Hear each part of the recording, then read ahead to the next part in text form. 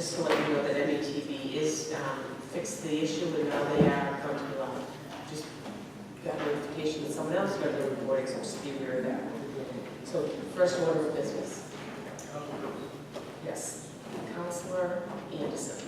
Yes, thank you. Let me just ask us to go out of order of the docket and stand for a moment of silence. I understand that that the former fire chief, Frank Fitzgerald, has passed away, and he was a really significant figure in our community, a chief of all chiefs of the fire department, and his loss is a loss to all of us in the city of Walden. So I'd ask that we stand for a moment of silence in honor of former fire chief Frank Fitzgerald.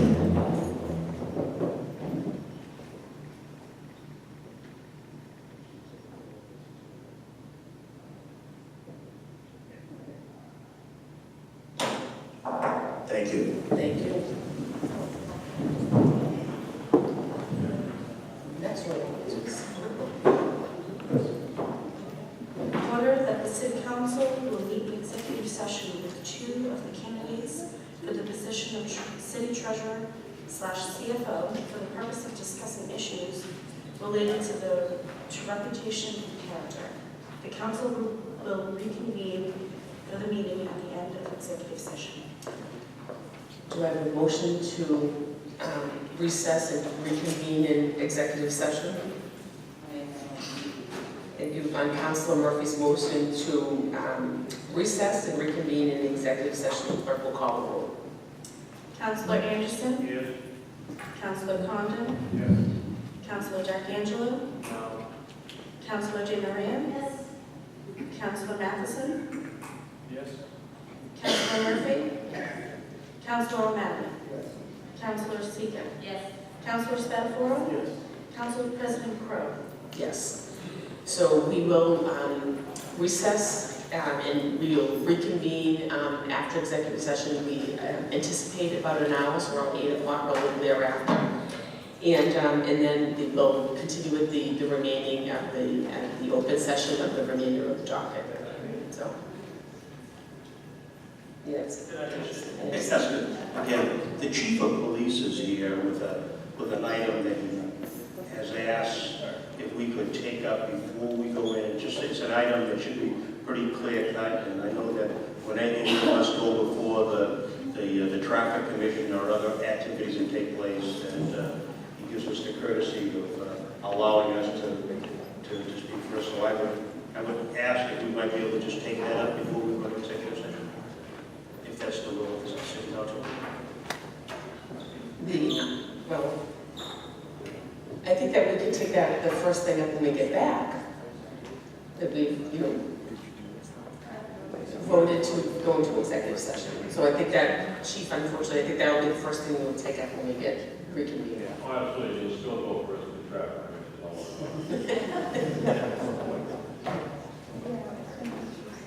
Thank you.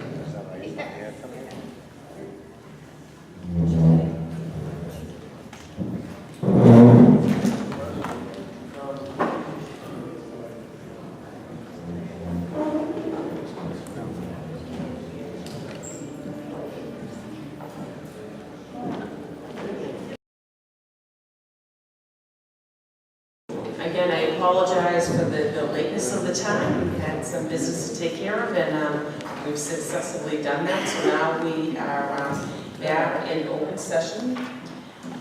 So we have the next order is actually we're going to take the first order out of order, first order of business, and we are going to entertain. Let me see where it is. Councilor Condon's motion. Because we have the police chief here this evening, we're going to take that item out of order. I'm trying to find it. Right, the home rule petition. So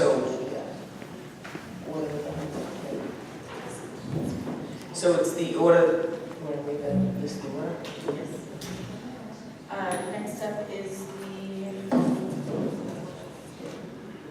order that the City of Malta prepare a home rule petition that would authorize the appointment of special police officers in the city. And sponsor is Councilor Condon. So Councilor Condon for the PIPA. Thank you, Council President. I was asked by the chief to sponsor. This requires a home rule petition to the State House, who is convening November 15th. A lot of cities have passed this with the same language that you have in front of you. The chief has agreed to come forward to answer any questions, but this has been passed, a home rule petition from other cities, and I think this language came from Brockton, Chief? Yes, sir. It was reviewed by labor lawyers. It was both unions from the police department are favorable and have worked on this with the chief, so. So just, Council, so just for clarification, this is to allow retired officers to serve for Yes. details. You want me to answer that for Councilor? I can answer that, Paul, if you don't mind. That's fine. Okay. Again, I want to thank you for letting me appear before you, and I also want to apologize for what seems to be an expedited time frame on this. The rationale for it is, as Councilor Crowe and Councilor Condon indicated, that through my conversations with people at the State House, that they are going in recess on November 15th. So there would be some, timeliness to passage of this. If we had more time, I would have obviously, had a more contemplative process for you. However, that doesn't take away from the fact that what we're asking you to do is to pass this home rule petition, which would allow the commissioner to appoint retired police officers to perform police detail within the city. There are various requirements that are attached to this, and the bill that you have before you mirrors what some other cities have already done. So I want to reassure you that what I'm asking you to consider favorably is something that other cities have done. We have mirrored a lot of the language that is in that. It has been reviewed and vetted by Labor Council that the city engages for labor negotiations with police and both unions. Very capable city solicitor has reviewed this and has responded favorably to it. And I can articulate to both of you that we've had positive conversation with both unions about this concept and how it will play out. All of the guidelines are spelled out here. And on a personal level, I think that it's something that would be an enhancement to our ability to cover police details. It will provide a benefit to qualified retired officers who are deemed capable of doing this. And I really see that it is something that would have a positive effect on public safety with regard to coverage.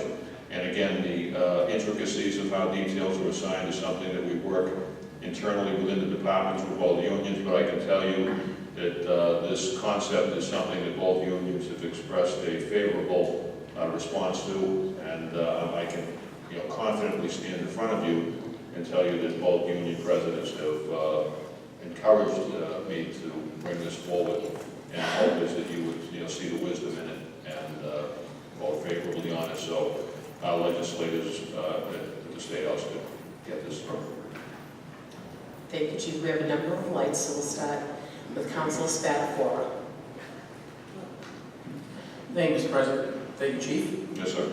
A couple quick questions. I support it. I think it's good. We don't always have enough police officers, men and women, to fill, I think, the details we have now, so it's good to have that ability to kind of build up a pool. A couple quick questions. Hopefully they're simple. Is everybody eligible once they reach retirement age to serve? So, I know it's going to sound silly. If somebody leaves for disability reasons, can they still? No. They can't. No, and that's spelled out in this. Yeah, I was looking for it. And again, those are very practical questions that, because other cities have done this and have, embarked upon this journey through the legislative process, all of the protective elements are covered. And to answer your question, that would not, no one would be eligible if they're out on a line of duty disability.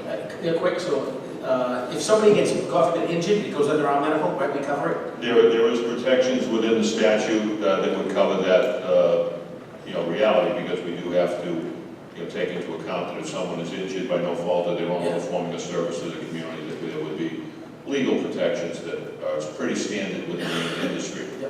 And then, next question, they would be in full police uniform with a weapon? Yeah, absolutely. So I want you to know that what we're asking you to look at tonight favorably is just simply the legal mechanism by which a city could do this. Yep. When it gets to policies and procedures, those are things that the department would work out internally with regard. And there are some things in here that do kind of illuminate that issue, that the burden would be on the officer to be certified with training, and it would be up to speed on all the necessary training, equipment, and things like that are borne at their own cost, not to the city.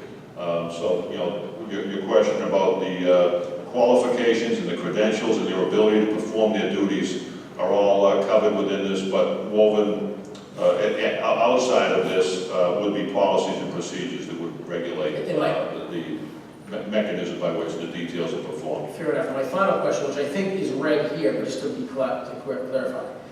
The police commissioner of the city of Malden may appoint as he or she deems necessary retired police officer of the city of Malden as special. So it's only, it couldn't be a retired Bedford cop or a sheriff. No. It's only for this instance, retired Malden cops. Yes, sir, absolutely. Okay, that's all I had, Madam President. Thank you. Thank you. Next is Councilor Murphy. Thank you, Madam President. Good evening, Chief. This Hi, is a Councilor. great paper, and I, for one, am looking forward to, we don't have enough police officers, when Santa comes to Pine Banks, to have one of these guys up there crossing all the wee ones across the street.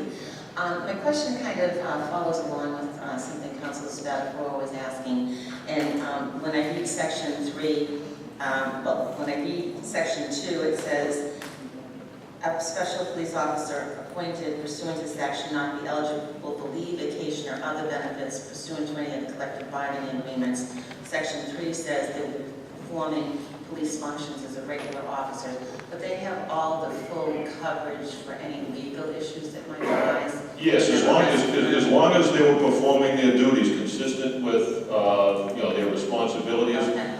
You know, they would be, you know, protected with regard, suppose they made an arrest and there was an allegation of false arrest Okay. or anything like that, they would be. But again, they are performing a service to the community. The city would still be retaining the administrative cost that occurs when a police officer does a detail.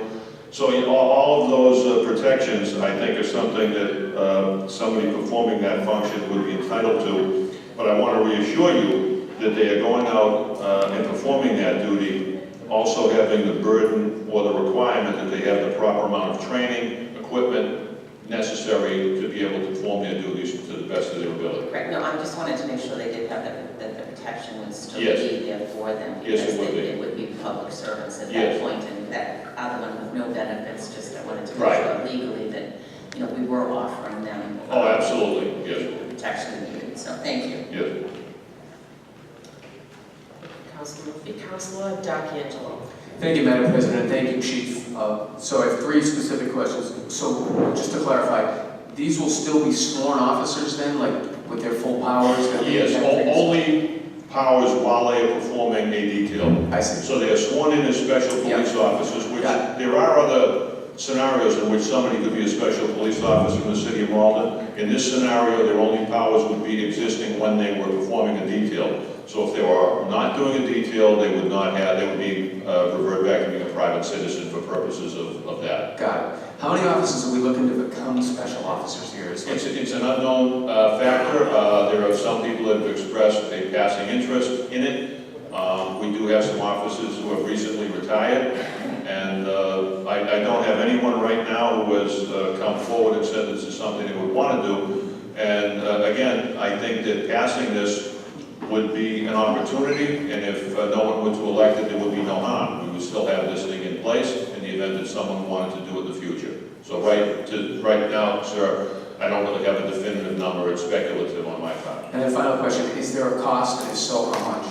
I don't believe that there is any. If I read this thing the way it was constructed, the burden to have the equipment is on the officer, the burden to maintain the training, which was something that we could work with them on. However, they are not paid overtime to attend training or anything like that. They're not deriving any salary from the city. They're only getting paid, you know, from the vendor who they're doing the detail for. So I really don't see any cost to the city. I see only benefit to the city and, benefit to the retiree. Thank you very much. Thank you. Councilor Anderson. Yes, thank you, Madam President. Yeah, I think you just answered some of the questions I had written down here. You say, that the special police officer would just be a retired Malden police officer.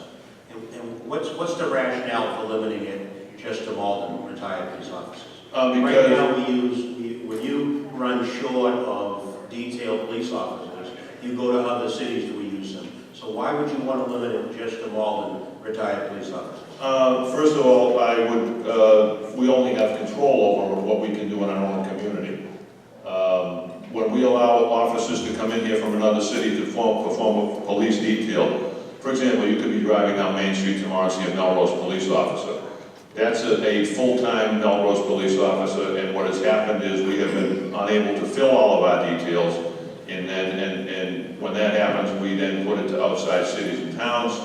I would not think it would be wise or prudent to include special police officers from another city. And secondarily, a special police officer from another city is not a special police officer in Malden. They would probably not have the statutory authority to enforce the law, make arrests, or perform the duties of a police officer. But For example, Chief, isn't that what we're asking the legislature to give us a home rule petition on? Right, That would allow us to infer that someone that we appoint as a special police officer would have the powers of only in the arrest. city of Malden. Only, yes, only. Yes. And that's where we would want them, it would seem to Right. me. So if I'm hearing your question correctly, you're asking me why we would not allow a retired police officer from Somerville to come into Malden and become a, Yes. I would not advocate taking on the responsibility of having to vet officers that worked in other communities, although in no way would I diminish their service. I think one of the residual benefits that we derive from this is when you have a Malden police officer who's retired doing a detail in Malden, he's familiar with the community, he's familiar with the department, he's familiar with our radio protocols, he's familiar with the streets in our community, and it would be almost a seamless transition into doing this. I would say that the benefit that we would derive would be from taking the dedicated service of a Malden police officer who worked with us and keeping him on the home team. The cost, the pay what do you have in mind for the pay? Is the pay for the detail? It would be the same detail rate that everyone gets. Okay. Do you see a vehicle being assigned to the detail, special police officer? The assignment of a vehicle to a detail is determined by the nature of the detail. So it's rare that it happens, and when it does happen, there is an enhancement to the cost to the vendor. But again, it's a rare occurrence when it does. But I would envision the potential that if there was a detail that needed a vehicle for safety reasons, that we would assign a vehicle for the safety of the person performing the detail and the public and for the people that are doing the work. Okay, so that may be a limited use, but there would still be a cost of that accrued to the city. Not to the city. The cost is then put on the vendor. The rate of the detail when there is a vehicle involved is enhanced, and the vendor pays for the use of that vehicle. Oh, the vendor would pay additional cost for you? Okay, Yeah. I wasn't aware of that. So, and I did hear you say that the equipment that the special police officer would be required to have, that would be something that they would be responsible for acquiring? Yes, sir. Okay. And the training, you were saying that the training may be available, but it's something that we wouldn't be paying detail or overtime for? No, the burden would be on the officer to maintain the standard of training that a police officer needs, and there is, in-service training that is offered to police every year, and we would make sure that these detail officers have the proper credentials when we allow them to do You'd see them wearing the same uniform? Yeah, we would work that out in a agreed upon policy, but I would envision that as other cities have done, the uniform would be similar to that of a Malden police officer, so there would be no vagueness or lack of clarity to a member of the public. Similar or the same? In other words, I would say probably the same. the same, okay, Yeah. okay. So the, and you live in it, that answers my question, thank you. Okay, thank you, sir. Thank you, Councilor. Next is Councilor Matheson. Thank you, Chair, and thank you, Chief. I've read this carefully. I like what you've done here. It answers all my questions very carefully drafted, and I think this can be helpful. For those folks that we require a detail, they pay for the detail whether or not we're able to provide an officer at the time. Is that correct? Are there instances where people are paying for details because they're required to pay for a detail, but we don't have enough officers to send a detail there? Yes, there are details that go unfilled.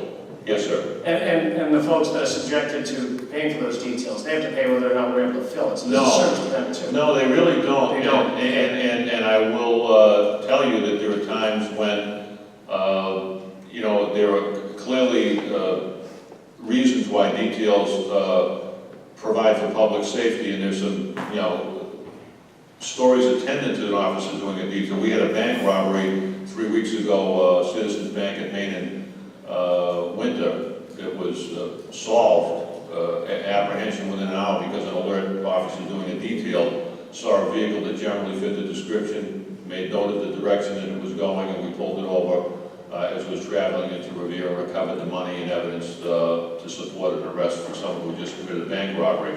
So, we would, in a perfect situation, Council, we would like to fill every detail that is required by law and to promote public safety.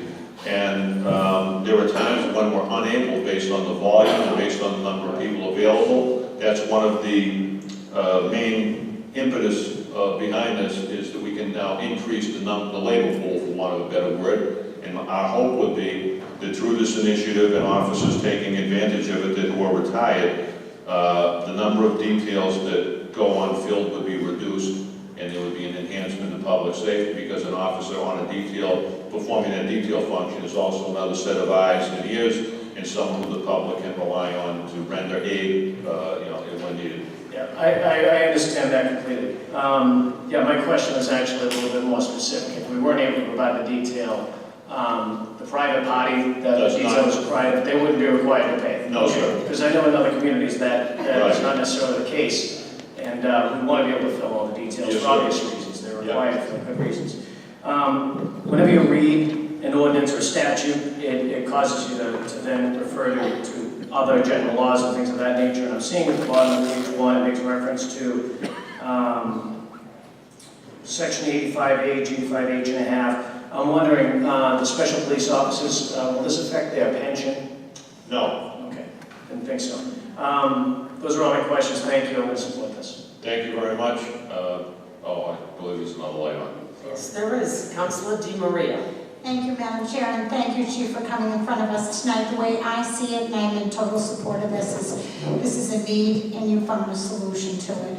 In the corporate world, they very often bring back their retirees, our most experienced people, to help with the workload. So I'm very pleased that you brought this forward, and I am supporting it. Thank you. Thank you. If I could just take 30 seconds, I want to say that I do stand before you with a well-constructed document that has been very thoroughly researched, and I appreciate the fact that many of you have added your own insightful vision into this and asked some very important questions for the public to be able to hear about the positive merits of this. But I want to tell you that I only stand before you with the ability to answer those questions because of the hard work of the people that have helped me stand before you and create this type of document. Captain Amroth was a big assistance to constructing this document, doing research with other cities.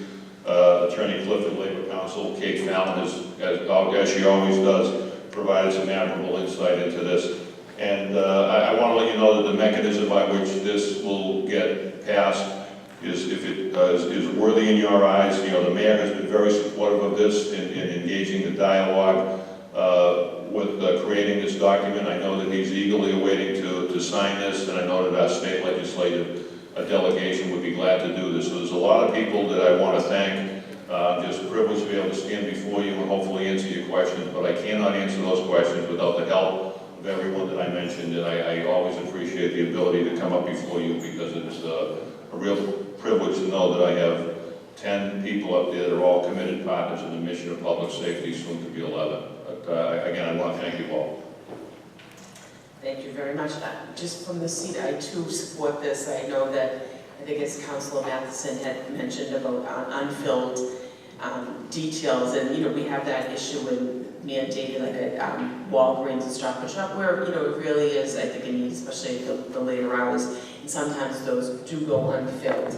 And I think this is a way to make sure that those are filled and their obligations are being met. So I appreciate you doing all the work and all the people that have helped you. Yeah, it was. Get to this point. I'm the one that's standing here, but a lot of people, really did a lot of this work.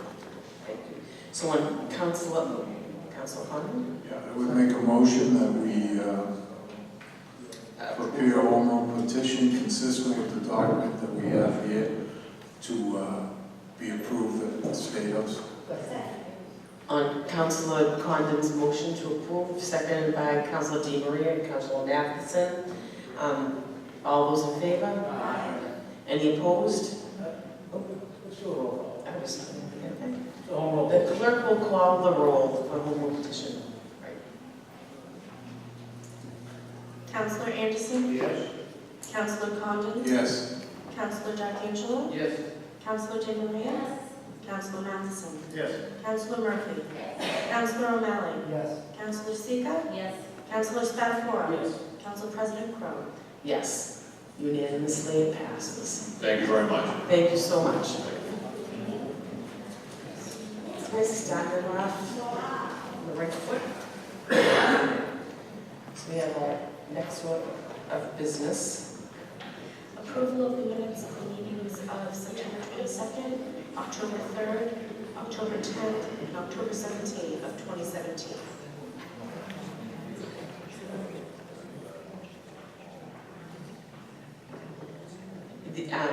So I just mentioned to Ms. Hunter that I don't think we got the minutes of October 17th, so it is, we'll just be approving the minutes of the 26th, the 3rd, and the 10th. Okay, fair enough. So on Councilor Anderson's motion to approve the minutes of September 26th, October 3rd, and October 10th, all those in favor? Aye. Any opposed? Those minutes are approved.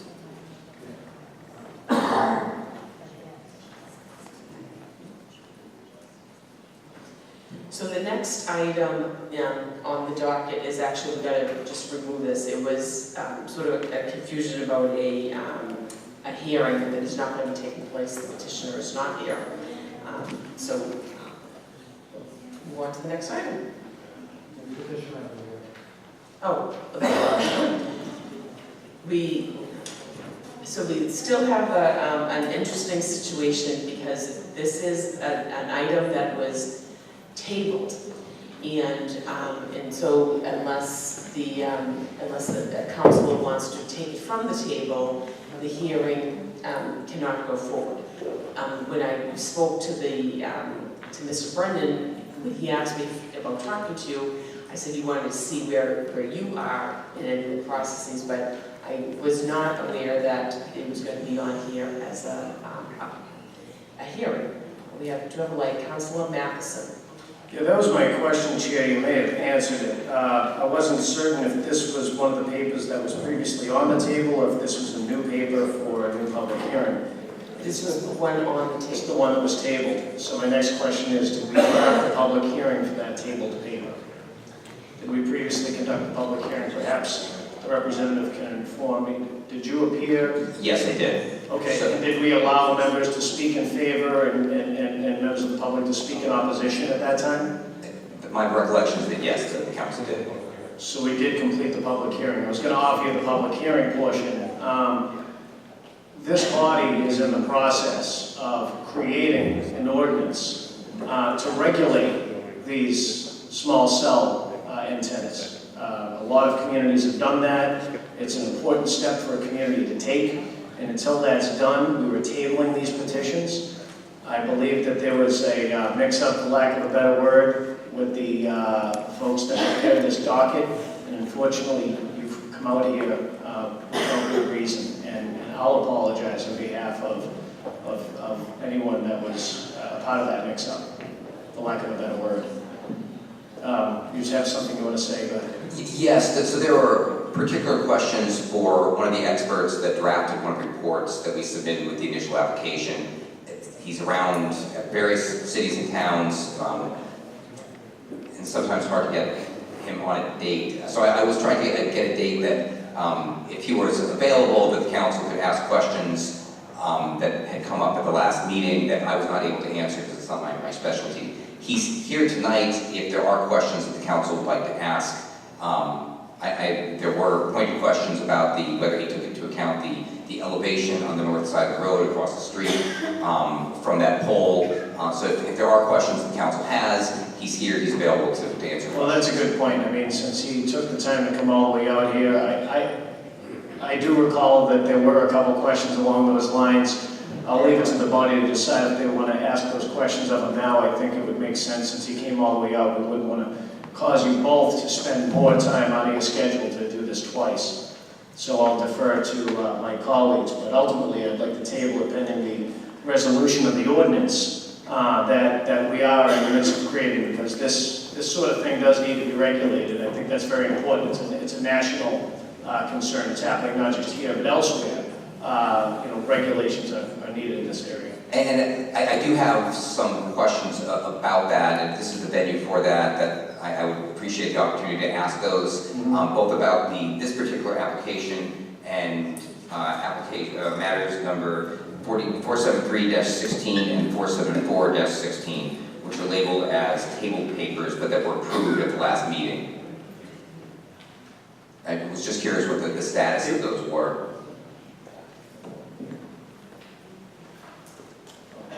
Oh, it appears in my time. Oh, I see.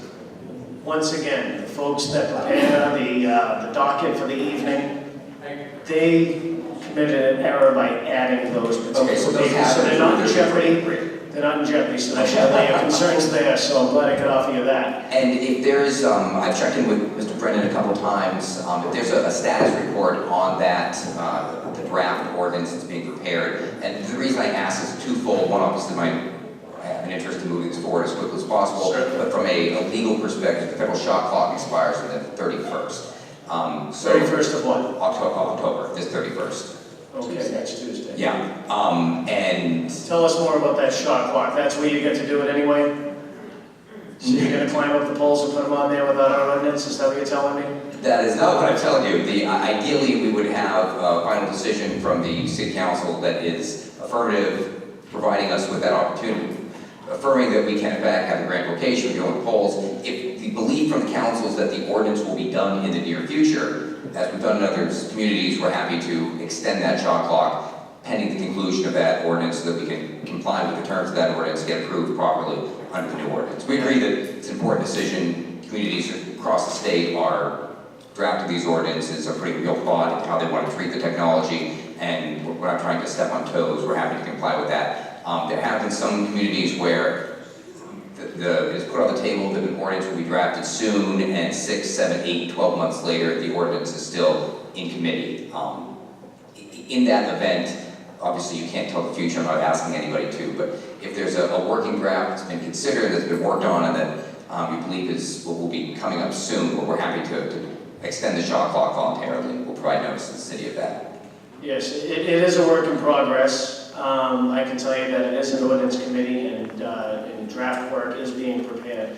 I can say, and I think I can speak for everyone here, that we're engaged in a very important process of finding and placing a CFO or treasurer for the city, and that's probably responsible for some of the delay in getting the ordinance crafted.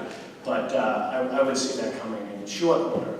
Okay, in that case, I will send a letter to the city council extending the shot clock for another month, the end of November. I would suggest that you speak with our city solicitor. Sure. She's our point person on this, and you can come to some terms with her, and she can speak on our behalf. Sounds good. Okay. And as I said, Dr. Hayes is here to answer questions about emissions if the council has questions. Okay, we'll get to him. Actually, the city solicitor just we had gotten this communication on August 22nd from EM, our engineer. Said that he has reviewed all 3 petitions, including the one before us right now, in the submittal of the applications of the above referred projects. That was the Glenwood, Easton Ave, and Salem Streets, and offered the following comments. 1, the DPW has recently taken ownership of all the streetlights in the city. Any proposed installation of canisters, antennas, additional supporting equipment such as radio heads, electrical junction boxes, meter and fiber, power connections shall be mounted to the poles in the way that will not incur any future expenses for the DPW in terms of routine maintenance and or of new installation of city streetlights. 2, for aesthetic purposes, pole number, the one we're talking about right now, 472 near 176 Glenwood Street. Verizon shall remove leftover pieces of wood on the pole that is still attached to the new pole. And 3, he's added this one in, it's subject, and then the 3rd condition is subject to any modifications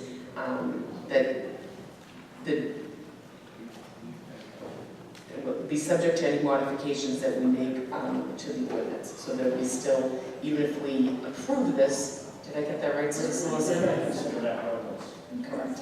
So that even if we do here, if we decide to approve these, that would be one of the conditions, that it will be subject to the conditions of our ordinance. I'm sure, Mr. Weaver, I think you've got that. I'll have to double check my records. I don't recall that particular letter. That does not mean that I have not received a copy of it. Okay. And if I haven't, I'll contact the city clerk for a And copy. this was given to our city solicitor, that it was addressed to her in actually conversations about some of the things that we had talked about. Yes, does anybody have questions? We want to hear from the expert, since he is here. We won't call the expert. I guess we will not call the expert. Okay. Do you have a, all right, we do have a question. Okay. Councilor O'Malley. I do apologize for the mix-up, and you coming out tonight is a little bit futile, and it's not the first time this has happened, so I do apologize. I didn't really want to get into this tonight, but I did have a question for your specialist regarding the fact that there is an elevation on Glenwood Street, and the fact that the pole the canister on the pole will be about level with the single-family home that's across the street on the northern side of Glenwood. What kind of radiation would they be exposed to considering they're so much closer to the device? Good evening, everybody. My name is Dr. Donald Hayes, that's spelled H-A-E-S. First, I'd like to apologize that I still have my hat on, but I had some medical treatments, and believe me, it's scarier without the hat than with the hat. Excuse me. Just to be brief, I did prepare what we call a theoretical analysis. For these types of installations, if they're not built, what we do is a theoretical prediction of what we would expect to see the highest power fields. And when I perform these types of calculations, I always make sure that I take the most conservative approach. And when I performed that for this particular facility, the results were that there would be no sector that would be greater than 2.2% of the allowable standard. That means it's 50 times below. For the particular facility looking to the north, I did provide an addendum report to that on September 26th. There is a change in elevation. I don't think it's to an extent where you're going to be 20 feet difference as you cross, but certainly it goes higher in elevation. In my additional addendum, I performed very precise calculations. Here, I'm not overly conservative like I was before. I want to see what really is going to be the highest field. And so when I look at that, even at 16 feet above the ground, I would expect to see nowhere near anything over 1% of the allowable limit. That's 1/100th. So to answer the question, not only would somebody way up on the hill be below the standard, but even somebody right across the street, taking into account their elevation changes. So I didn't look at that specifically. And just to clarify, directly across the street is a fieldstone wall. I don't know the exact height. And then maybe 20 feet maybe from that is a single-family home that is 2 stories. So I don't know the exact elevation of that, but I think it would be more than 16 feet. I think that you provided this addendum report, so I look forward to looking at your more specific calculations. So I would just like to reiterate that these small cell sites are named small cell for a reason. They're very low in power. And I'd like to liken them to the difference between the lighting you have here, where you have very powerful lighting that lights up large areas, but to help in the areas where you have shadows, you have task lighting.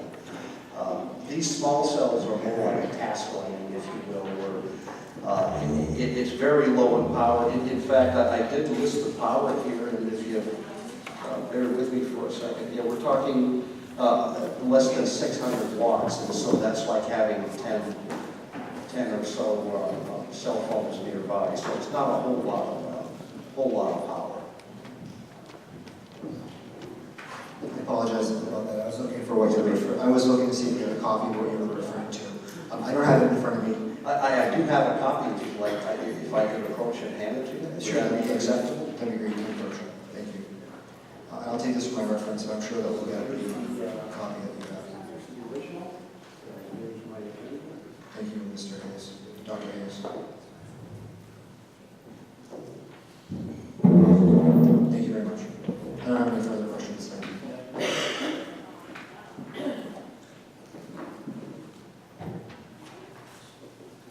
Any other questions? Councilor Matheson. No, I'll just move to place back on the table. And thank the parties for coming. We definitely appreciate it, and we did get some extra information, so thank you for that.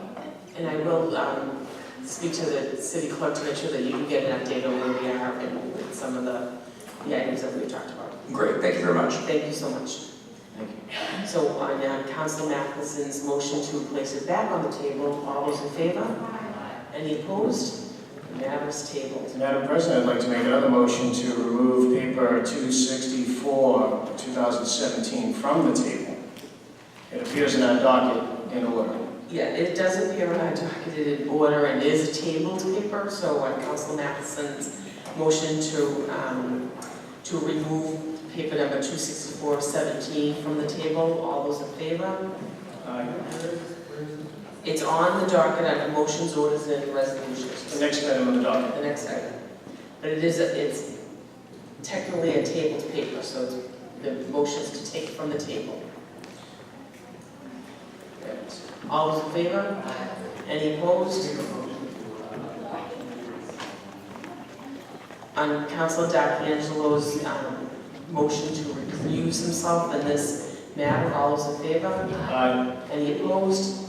Councilor D'Angelo, you want to recuse? So the matter is taken from the table, and Councilor Matheson for the paper. So, Madam President, this paper came before us. We took it up in a special meeting in July. This is to avail ourselves as a city of Mass General Laws, Chapter 40, Section 8J, and create a municipal commission on disability comprised of 5 members appointed by the mayor. According to the statute, which I have before me, this committee can be comprised of 5 to 9 members. The majority of the members must be persons with disability. 1 member must have an immediate family member with a disability, and 1 member must be an appointed or elected official from the city of Malden. Once this commission is established, it will give us priority for state grants that go up to $250,000 for ADA compliance. As you know, I think we've been ahead of most cities on ADA compliant public property. Most recently, we spent, I believe it was $180,000 to make baseball dugouts wheelchair accessible, so we're pretty committed. This would be another vehicle where we could avail ourselves of state resources to do more good work in this area. I'll read just a very little bit of what's in the statute. Such commissions shall, 1, research local problems of people with disabilities, 2, advise and assist municipal officials and employees in ensuring compliance with state and federal laws and regulations that affect people with disabilities, 3, coordinate and carry out programs designed to meet the problems of people with disabilities in coordination with programs of the Massachusetts Office on Disability, 4, review and make recommendations about policies, procedures, services, activities, and facilities of departments, boards, and agencies of said city and town as they affect people with disabilities. 5, provide information, referrals, guidance, and technical assistance to individuals, public agencies, businesses, and organizations in all matters pertaining to disability. And 6, coordinate activities of other local groups organized for similar purposes. So this is something that cities and towns across the Commonwealth have started to incorporate. And if you have any questions, this came through committee unanimously. I do want to answer them to the best of my ability. And short of that, I hope that we vote this favorably tonight. Thank you, Councilor. We do have a light, Councilor Di Maria. Thank you, Madam Chair, and thank you to the sponsor of this paper. Through the chair, if I could just ask a question. So as appointment chair to the committee, so we will be reconfiguring our Human Rights, Disability, and Fair Housing Commission to just basically say human rights and fair housing and create this new disability commission. We're certainly not, thank you, good question. We're certainly not required to do that. That would be a separate action by our body because we are the ones that do that create the ordinances that spell out that commission. We could remove disability from that commission. I know that we just seated a very intelligent and qualified person with disability in that commission. I think he'd be perfect for this one as well. So we could take that step, and I'd be willing to work with you on that, but we're not required to do that now.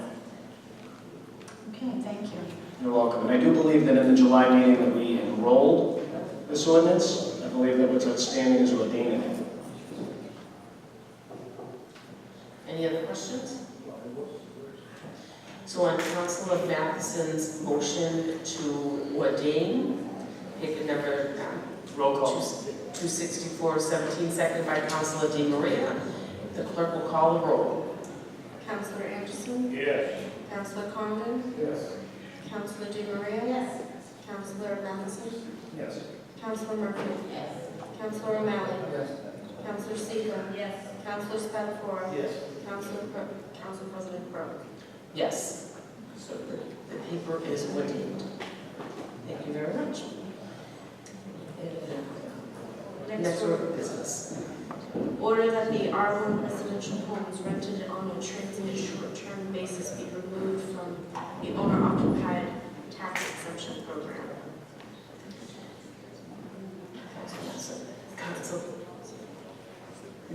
Councilor Matheson for the paper. Thank you once again, Chair. I introduced this paper 2 weeks ago. We tabled it because we had a busy night with interviews for the CFO treasurer position. Much like the discussion with the small cell towers, this is an area where we lacking public policy, and it's an area that desperately needs to be regulated. It's not just creating community problems, but it's something that our state and other cities and other states nationwide are dealing with now, whether it's Airbnb or one of the other online services. Some of the transient hotel lodging services being offered in residential homes that rent by the night or by the weekend or by the week sometimes create a neighborhood disturbance that prevents people from the quiet enjoyment of their home by way of trash or noise or parking. This paper, as well as another paper that I proposed that's been referred to Ordinance Committee, and the paper that follows it, is not specific to any one property. Recently, there was a great disturbance with one property, and then there was another property that people said, well, that's not a disturbance, this is specific to a property, it's an area where we lack regulation, we lack public policy. The discussion is overdue, and I'd like to refer this to Ordinance Committee to have that discussion. I have spoken with our building commissioner on the topic, and he seems very knowledgeable on it. I would like to amend the paper to add the words, and consider short-term lodging ordinances of other municipalities, so that we can have a discussion that really helps us form the right form of public policy that will help us tackle the problems and have a workable ordinance going forward. So, thank you, that's my paper. I move to refer this to Ordinance Committee. We have a couple of lights, so Councilor D'Angelo. Thank you, Madam President. And not on the paper, but I'm just wondering if it's the intent to continue to take all these tabled papers before we continue with the rest of the docket. Just a procedural question, because if not, maybe we should make a motion to suspend the rules to do that, which I have no problem doing if you want to take these first, but. These all table papers were actually tabled to this meeting, which is why they're on the docket as they would appear. So it is my intention to go through the docket as it is. Because it was very intentional that we were tabled to this specific meeting. Councilor O'Malley. And to piggyback off the councilor at large, do we plan on going back to the second item, which is the deliberations of the treasurer, CFO, and collector?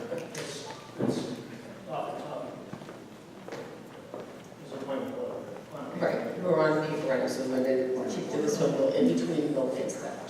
Sounds good. Yeah, with this particularly, I do think it's important to set the tone of where this kind of came from. I think the timing of this, these two papers regarding transient, quote-unquote, transient short-term rentals is peculiar. I don't think it is, I don't think it really has to do with what is being discussed by the petitioner here, by the sponsor. And I think it's more politically motivated in my mind.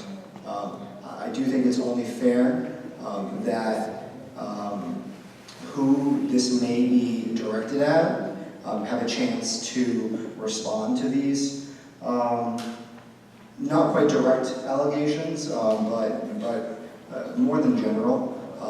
There has been a statement from the candidate for Ward 3 City Council, Candace Julian, regarding this.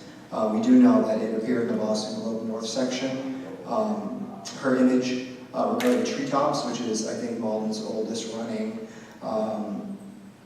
not bed and breakfast, but inn, or whatever you want to call it. So I'll just read her statement. Quote. Councilor O'Malley, I think actually it might be more appropriate as this gets deliberated. Right now, it's just that the motion is to move it to ordinance, not to pass tonight. But I do think that the deliberations happen at the ordinance. I understand that. I just think that the fact that this was so widely distributed in newspapers and Boston Globe, usually we say that we allow members of the audience to come and speak for or against something if they're sponsored. When this did come up, I do remember that Candace Julian was in the audience, and she might have had something to say. I was just going to read the statement. Would you allow me to do that? It's pretty short. It's only 3 paragraphs. The recent Boston Globe article, quote, the recent Boston Globe article about regulation of short-term rentals in Malden missed the point entirely. The, quote, growing problem of short-term rentals in Malden is predominantly about absentee landlord properties. The regulations proposed by the current Ward 3 City Councilor, John Matheson, are entirely focused on owner-occupied properties. Since 2004, with the approval of the then city building inspector and solicitor, I have operated Treetop Suites, a owner-occupied short-term rental, without incident. The only relevance is in even mentioning my name in this article and featuring my picture, it would seem as to imply that Treetops is part of the absentee landlord problem. It is not. There have been 0 complaints about Treetops in the past 13 years. More to the point, Matheson has shown little interest in the absentee landlord problem which the neighbors have been complaining about for years, until now. I won't continue because it is getting there. So I just think that it's fair that we put that out in the open. Thank you. Thank you. Councilor Murphy. I'd like to respond. Thank you, Councilor. Thank you, Madam President.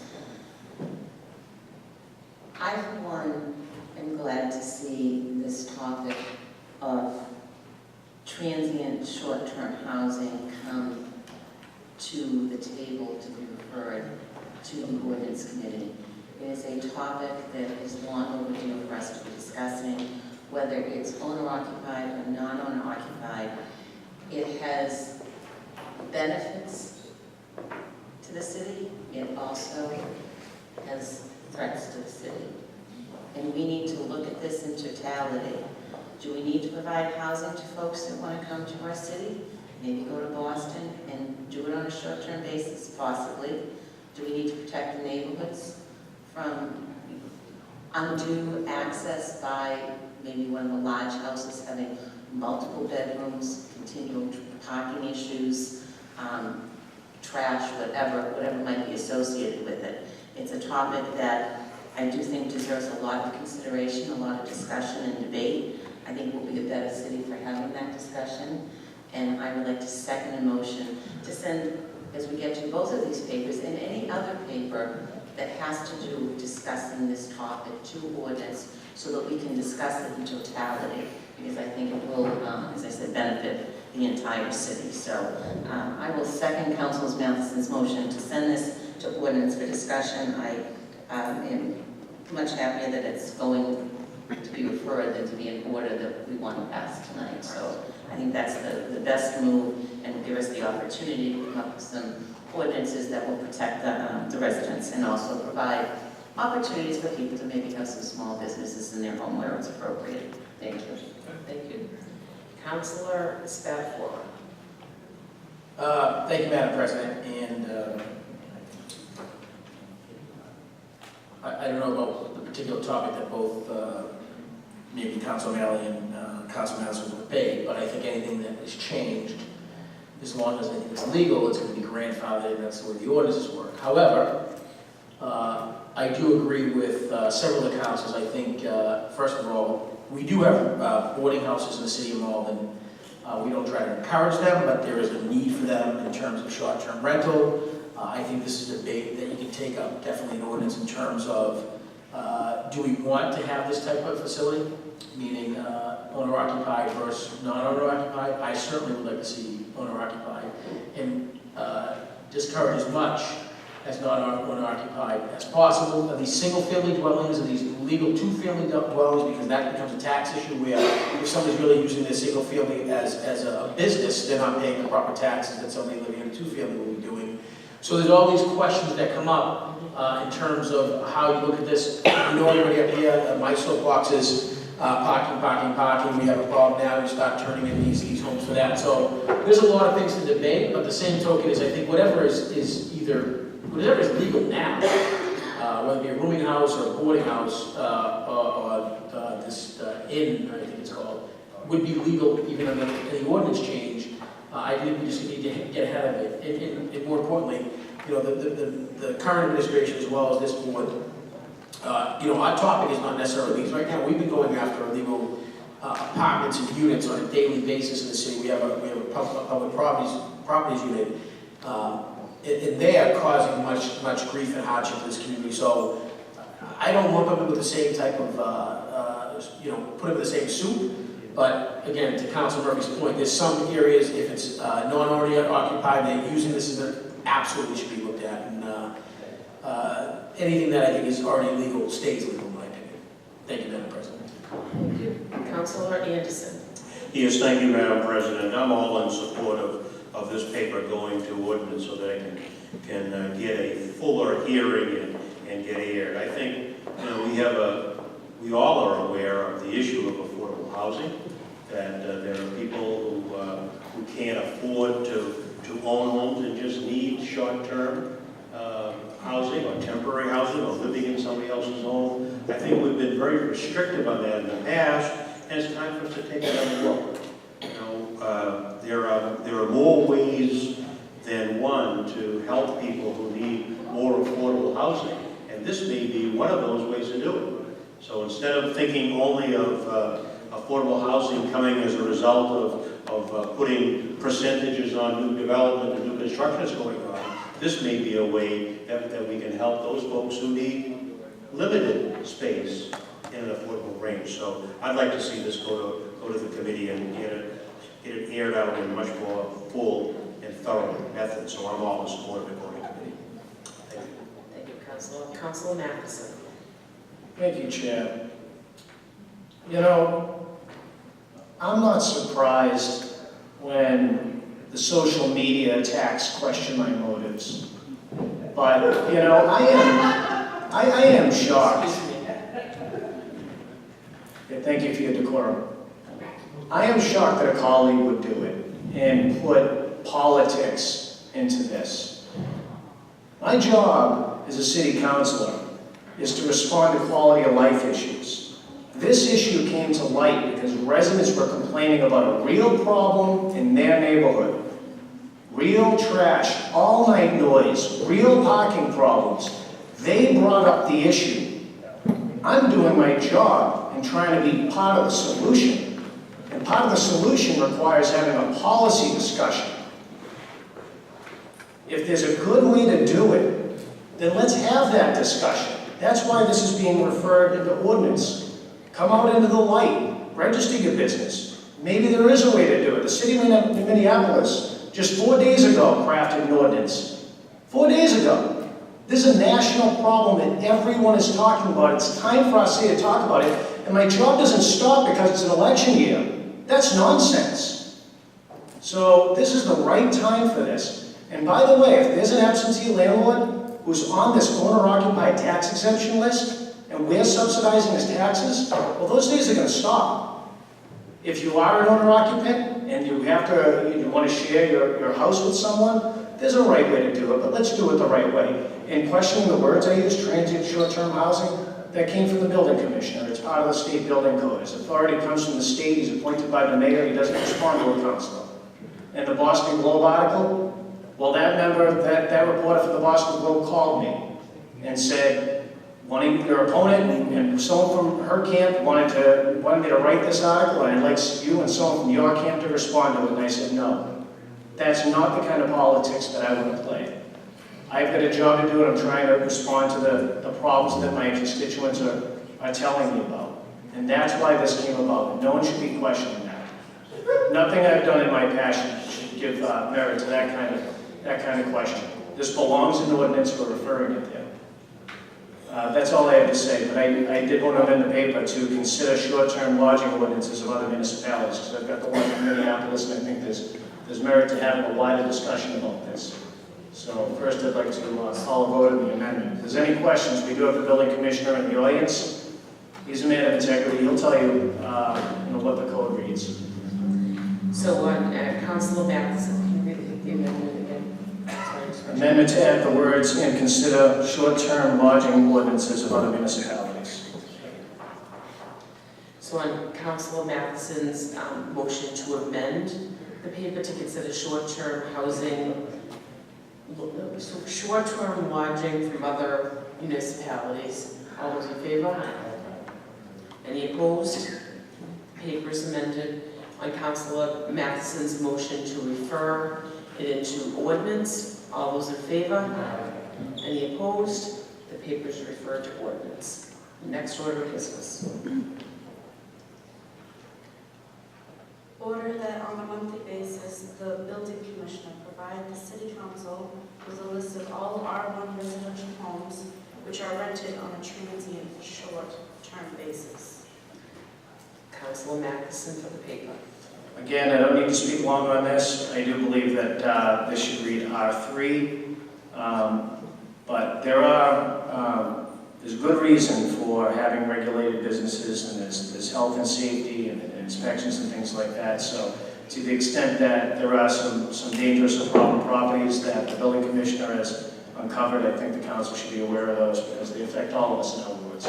So I don't think this needs to go to committee. I think we should know which problem properties have emerged in this regard. Thank you. So you just, I'll make a motion to pass. okay, without discussion? I have a question, absolutely. Councilor Spatafor? Councilor Matheson, just so we're clear. So this would be in addition to the public properties, no, I'm sorry, problem properties list we get, right? Yep. Okay. I don't know if all of these properties that have come up are on the problem properties list, so that's why I asked it distinctly.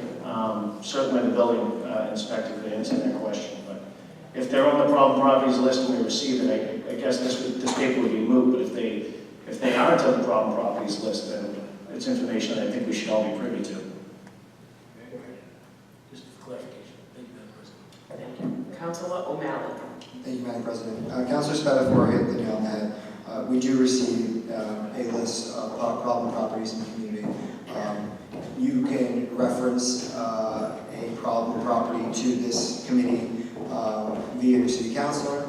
You can do it through the compliance officers, through the Board of Health, through the police. There's various ways in which a property can get listed on a problem properties unit. So I do think this paper is redundant, and I'd be voting against it. Do you have a couple of lights, Councilor Murphy?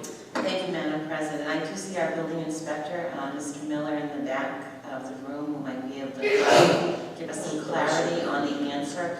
I know I have some properties that I consider problems that aren't in the problem property unit, so I'd just like to hear from him. If you read this order, and you said R3, Councilor Matheson, as opposed to R1? I believe that's right. Mr. Miller, is that I'm sorry, what's the question? The question is that on a monthly basis, the building commissioner provide the city council with a list of all R3 residential homes which are rented on a transient short-term basis. Would those homes today, if you knew about them, always appear on the problem properties list? So we receive complaints in numerous ways. The most common way we receive them is through our C-Click Fix system, which is an anonymous or not anonymous system where you can go online and lodge complaints by anything from Airbnbs to potholes. Those complaints don't all necessarily make it to our problem property unit. The problem property unit, it's usually reserved for the properties that continue to be an issue that we can't resolve right away. So I guess the answer to the question is no, not necessarily every single property that gets reported as an illegal rooming house or as an Airbnb makes it to the problem property list until they'll make it there when we have an issue resolving it. How difficult would it be for you to give the council a list of suspect residences that you know about in our wards on a monthly basis? It would be a little time consuming. In a month's period of time, some of those properties come on and off of our list. So you may have a property that would never make it to the next council meeting because we would address it right away. We could, on a month-to-month basis, report whatever properties are currently reported through C-Click Fix as illegal rooming houses, illegal occupancies, along with the problem property list, which you already received. And then the other ways which we receive these complaints, which would be fire department, police, and then phone calls. People who call either our department or the mayor's office. So we could put together a list. It would be a fluid list. Yeah. But it certainly wouldn't constitute every illegal occupancy in the city. That would be impossible. Just the ones that have been brought to Just the ones we're aware of. Yeah. I think it has some merit, Councilor Matheson, just so we can, I hear things in my ward and I'm never sure if it's really percolated up to the right group to look at, so I think it would be good information for us to have So I was, in support of this paper. Thank you, Council Murphy. Councilor Spatafora. Can we just, Hang on. can we just add to that other report we already got, like a different tab? Because if we're gonna do it, I think to have two different files or spreadsheets going around would be, they waste everybody's time, first of all, and plus, if there's something on one tab that is not on the property list, we can quickly notice, or vice versa, if there's something on there. And I think as, ward councils, you can see awards pretty quickly, and then reference if it's on the other list as well. And then other councils can say, oh, it's already been called on for that. So I just, two files to me is too much. I just, if we're gonna do it, let's just do it on one file, one tab. I mean, one file separated by tabs. You know, Excel. Council, could I add to that? Yes, please. Just getting to that point, the problem properties unit list is put together by the mayor's office. Maria Louise handles that. The other reported properties that come through C-Click Fix, fire department, police department, go to my office. So there'd be some, it would end up being two reports that we'd have to kind of meld into one. All right, I acquiesce. Councilor Matheson. Yeah, thanks. And I certainly don't want to overburden you or overcomplicate the request. It's just, when these problems arise, it's helpful for me to be able to talk with city personnel that are aware of them without waiting to see it on a social media site or get a phone call or an email. Sometimes these problems are occurring and I'm not aware of it, but I want to be aware of it. I recognize the problem and I'm trying to help. So that's what's motivating me here, and clearly you're on the front lines. You see this. You and I saw one down in Glen Rock Ave not too long ago. And I don't know if that was on problem properties or what. Oh, it was. It was. So some are and some aren't. And I hear different numbers about what's on Airbnb. And frankly, Airbnb isn't the only source. There's a whole lot of these online agencies that do this, but how many of those properties are there that are currently listed? I know that we tried to monitor that, and Airbnb shut down the city's account so that we couldn't supervise what was going on. They haven't shut me down yet, but don't tell them that. Okay. It's hard to tell, because if you go to Airbnb website, you can't necessarily get a listing of the addresses of people who have their houses up for rent. You have to kind of look into each and every one and almost get to the point of booking it to track it down. So that's really not the easiest way to do it. It's not really a comprehensive list of the number of Airbnbs in the city. In Airbnbs, we're using that term a lot. There's a lot of other illegal occupancies, which is what an Airbnb is, that we deal with on a regular basis. So it's bigger than just the Airbnb phenomenon. Well, the Minneapolis news article mentions Expedia, HomeAway, Booking.com. Booking.com. Yeah, they're coming out of the weeds. There's a lot of them. Craigslist probably has some more. Yep. Okay. So again, I don't overburden you. If this is overly burdensome and takes you off your core mission, then I wouldn't want to pass this. But frankly, maybe it would be easier for you just to email the individual ward councilor when you see a problem come out from the community, so that we're aware of these problems as they happen in real time. I actually think the monthly list might be easier, as long as there's an understanding that, from month to month, there would be properties that would come on and off and go away. These aren't all necessarily justifiable. Some of them are just neighbors who don't like each other, so they use these as complaints. So not every single one that gets reported is actually illegal. Some are just regular families living their lives. Well, at least until we wrap our arms around some kind of policy and regulation that we want to adopt as a city, I think it would be helpful for one. Councilor Di Maria. Thank you, Madam Chair, and thank you to the sponsor. I will be supporting this evening. It's a transparency issue. The more we know with what's going on 5 days a week from City Hall, it's so helpful for us that, we're supposedly part-time, but I don't think any of us here are part-time. So whatever way that you can navigate this information to come to us, I definitely would welcome it very much. And as you said, most of it comes in through C-Click Fix. The biggest chunk, yeah. So isn't there some sort of tracking mechanism through that app that we can get? We do. Yeah, it's just not necessarily a report that gets printed out, so we have to kind of take that information out of it and you know, recategorize it for you. Yeah, Because there's other stuff in there also that's not illegal occupancy, there's work without permit, potholes, and dead squirrels and things like that. Yeah, but I do think it's real important to get it to us, so I'm sorry to tax you with this, but it's, I think I would definitely support this evening, and thank you to the sponsor for this.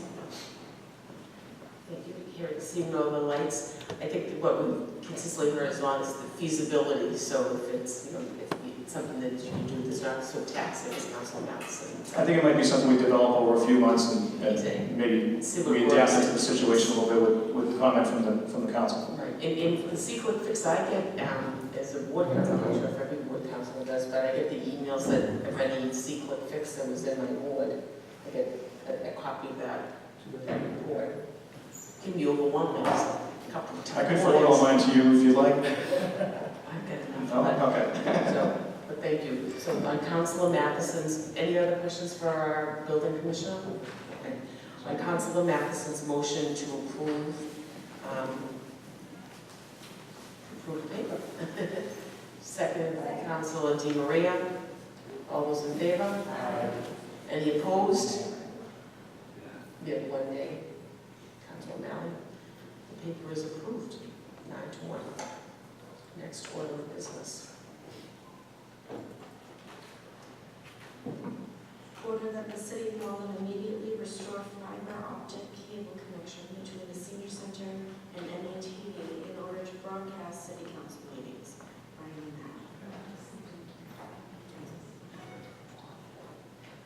So, obviously, it's pretty apparent. Welcome back, Malden. It's great to have eyes back on the council. It's great to have you guys looking into how our government is functioning. There have been comments that there are a lot more people at city council meetings, and I'm really happy about that. But it's also great to be able to reach you, our residents and our constituents in their living room. So it's great to be back. Obviously, we have a connection now, so I think that we can just put these on file. But I do want to end with a quote from the Supreme Court Justice Brandeis, that sunlight is the best disinfectant, and having people attend our meetings and having people watch city council meetings is the best thing that can help keep government accountable to the people. So, thanks.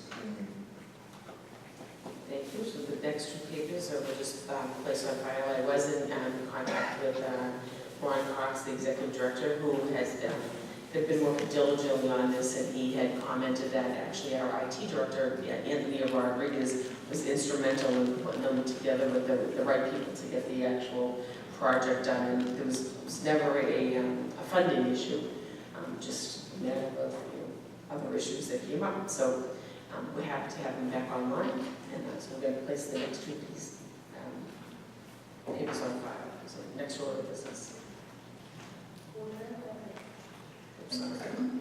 Order that the driving school operations be prohibited within 1,000 feet of a primary or secondary education school.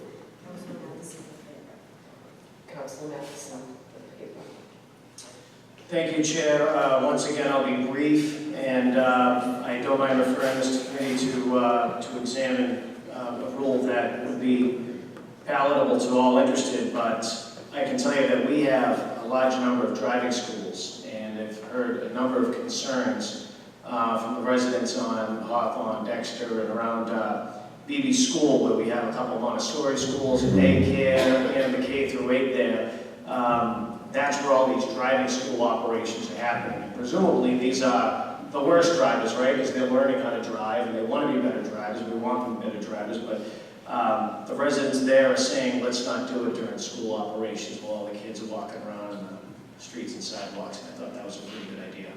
So I'll ask to refer this to Ordinance Committee. On Councilor Matheson's motion to refer this to ordinance, all those in favor? Aye. Any opposed? The paper is referred to ordinance. Next one. Order that the MRA calculate general land area minimum pursuant to the MGL Chapter 40B and Section 56.03 of 760 CMR. Councilor Matheson for the paper. So I guess I have a lot of papers on tonight, so thank you for bearing with me. The MRA does a subsidized housing inventory periodically, and as you know, that every decade when we do the census, we measure ourselves for the amount of affordable housing, and whether or not it's fallen below or staying above the 10% threshold that the state has under Chapter 40B. Right now, I believe, last I heard, we're at 10.2%. We're about to update that housing inventory, and of course, there's new market rate apartments coming on. So one of the concerns that is perennial, that we're always talking about is, are we falling below that 10%? And does that mean that a future apartment developer can ignore our zoning and put affordable housing where it doesn't necessarily make sense, and we lose our gatekeeper authority as a city to actually have zoning? Well, one of the ways to satisfy 40B, and it's very important that you examine it both ways, is whether or not you have 1.5% of your residential land area dedicated to affordable housing. And I believe Malden does. So in other words, I believe that we satisfy 40B in a couple different ways.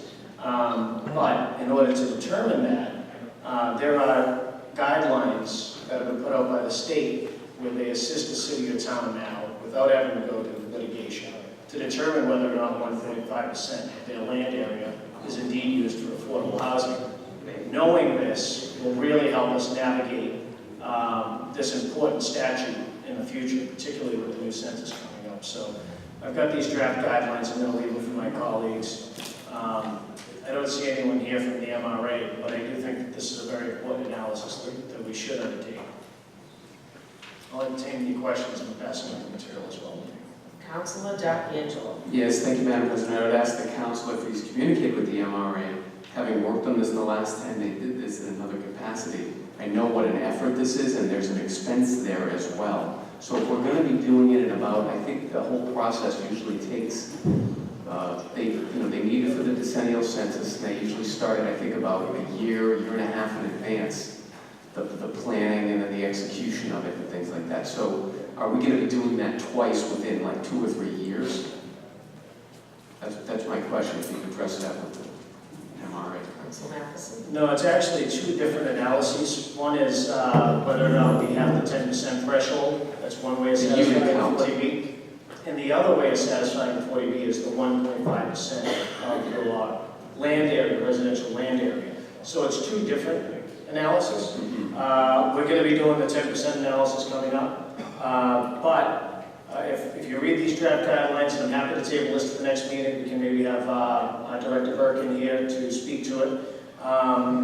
The DHCD asks for a $500 fee that the city pays for their assistance in doing this calculation. Obviously, that's short money for the protection that it affords the city. And I can't tell you how many times this conversation has come up over the years. Are we below 40B? Are we above 40B? Is someone going to take over Malden Hospital without our zoning and our permission and put in housing that we may want or may not want at a time that we may want it or may not want it? For a city to be in that kind of jeopardy and peril is not a safe way forward. And I can say that in the past, I think this might be the new administration's way of helping cities and towns figure out where they stand.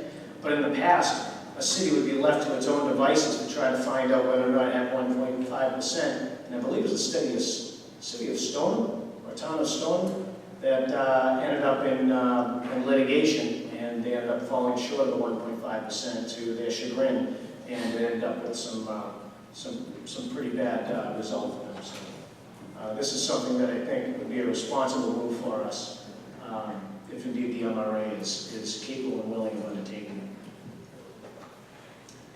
So I guess my question is, have you had a dialogue with the MRA as to the cost of this? Because there's definitely a cost associated with it. Yeah, that's right. I mean, I think it's a minimal cost, but your point's well taken. And typically we do have Director Burke here, but why don't we table to the next public meeting, and we'll have Director Burke come back. We'll give her a couple of weeks, and we can have a dialogue with her.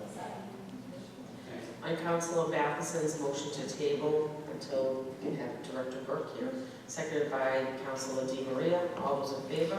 Aye. Any opposed? The paper is tabled.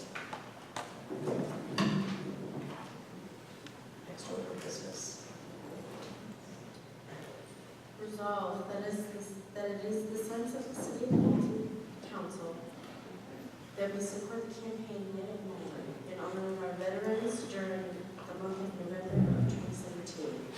Residents are encouraged to put a green light either inside the window of their home, front porch, or entranceway to bring awareness of the assistance needed to help veterans transition back to civilian life and the great sacrifice they made for our country. Councilor Condon, along with the rest of the City Council. Councilor Condon is the primary sponsor. Thank you, Madam President. First, I'd like to thank my colleagues for signing on to this resolve. It came to my attention by two residents, one from Ward 2, Donna Mulcahy, and another resident from Ward 5, who wanted to embark on this journey to bring, let's say, light to an ongoing problem. Joe Sabersky from Ward 5, they've taken it upon themselves to distribute the lights. They've posted flyers throughout the community, so I thank both of these residents for taking that upon themselves to do that. If people are interested in acquiring a green light bulb, first of all, you can use old Christmas lights, anything green, light up your window, front hallway, just to show support to our veterans. They can lightupmalden@gmail.com. They developed this email site, and they'll try to get you a free light bulb. Every one of the councilors has a light bulb I provided them with. Thank you, Council. So I appreciate any assistance in spreading the word. The American Legion has backed this movement also, so thank you. Thank you very much. And I'd like Councilor Di Maria. Thank you, Madam Chair, and thank you, Councilor Condon, for bringing this to us. But most importantly, thank you to the residents. Again, it's yet another win for us to hear from our residents. This is an amazing show for our veterans, and I'm so proud to do it. So I'll be putting a green light or maybe two out front. Thank you. Thank you, Councilor Di Maria. So, on Councilor Condon's motion to approve the resolve to support Light Up Malden in support of our veterans. So make sure you get your green light, put it out there in the month of November. All those in favor? Aye. Any opposed? The resolve is passed unanimously. Thank you.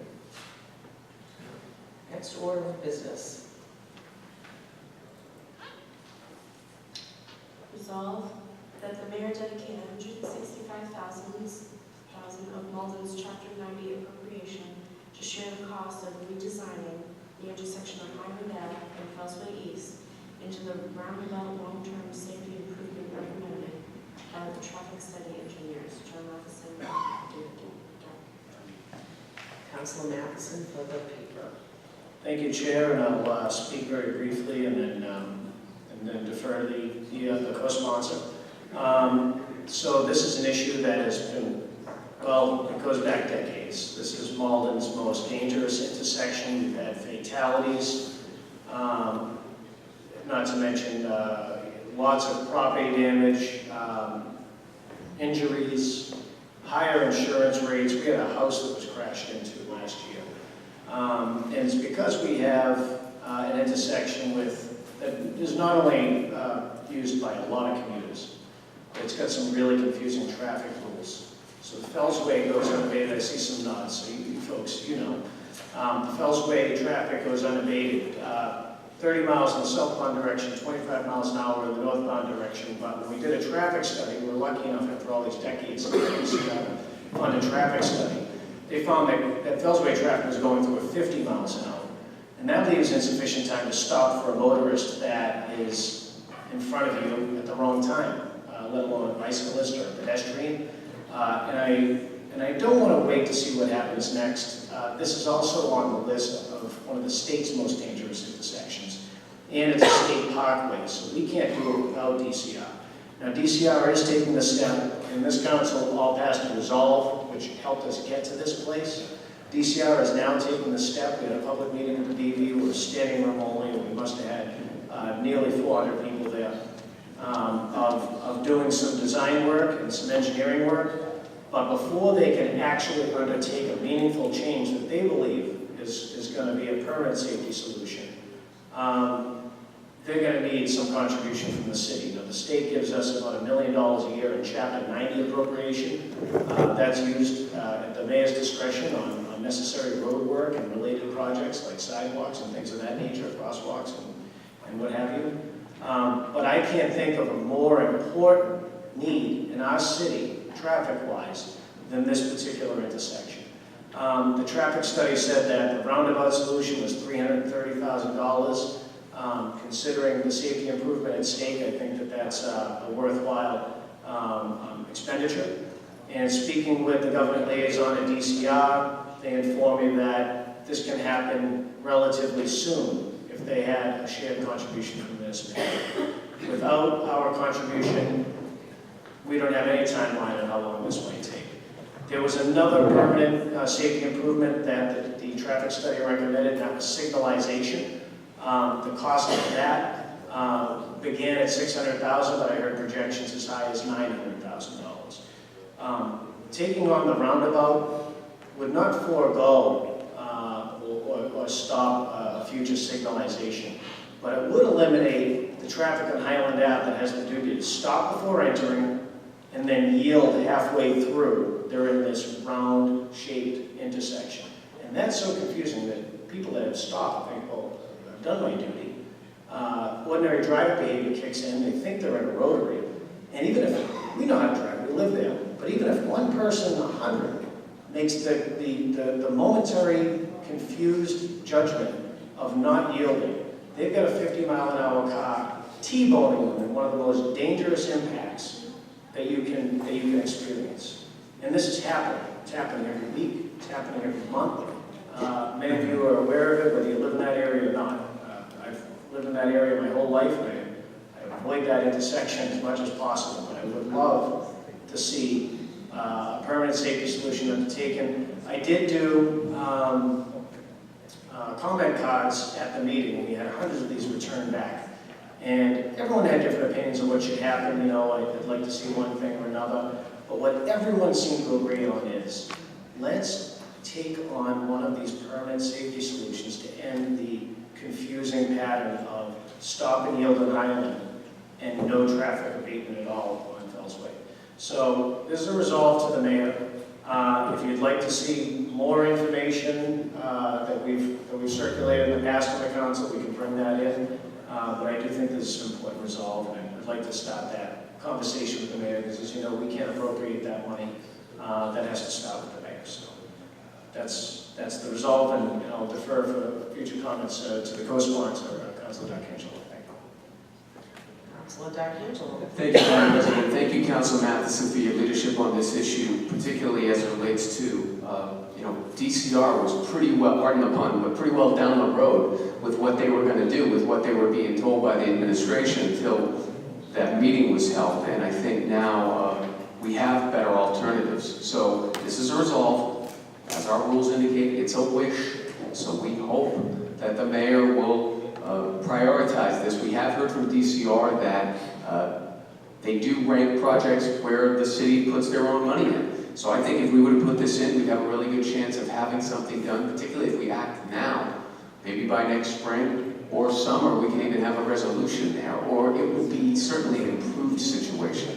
To me, it's safety first, and I think the number one alternatives that they were pushing previously didn't really emphasize the safety first. They were calling for enhanced bike lanes. They were calling for bringing 3 lanes down to 1 lane. To me, that wasn't the most safe situation. So I think this does a nice combination of safety with going to a long-term solution.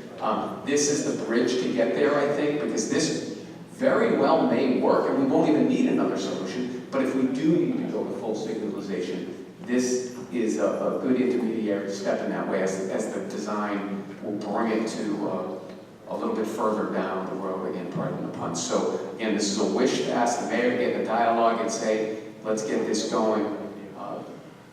So I'd ask everybody to support it. Thank you. Thank you. We have the member of Lakes, Councilor Spatafora. Thank you, Madam President.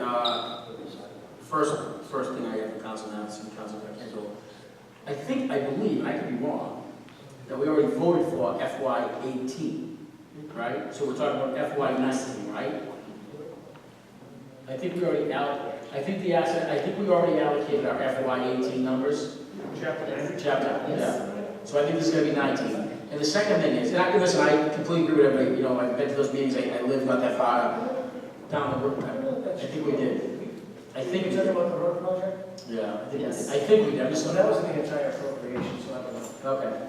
Well, I'm just saying, I didn't know what the intent with the timeline. But my other point is, unequivocally, there needs to be something done up there. It is literally a maze, not amazing, but a maze when you sit up there on a weekend. And you have a lot of people who are not used to that corridor, and they come down, and I see probably on a monthly basis a car come down either north or south and go around the road, and you literally think they can go up the other side, and they're going the wrong way.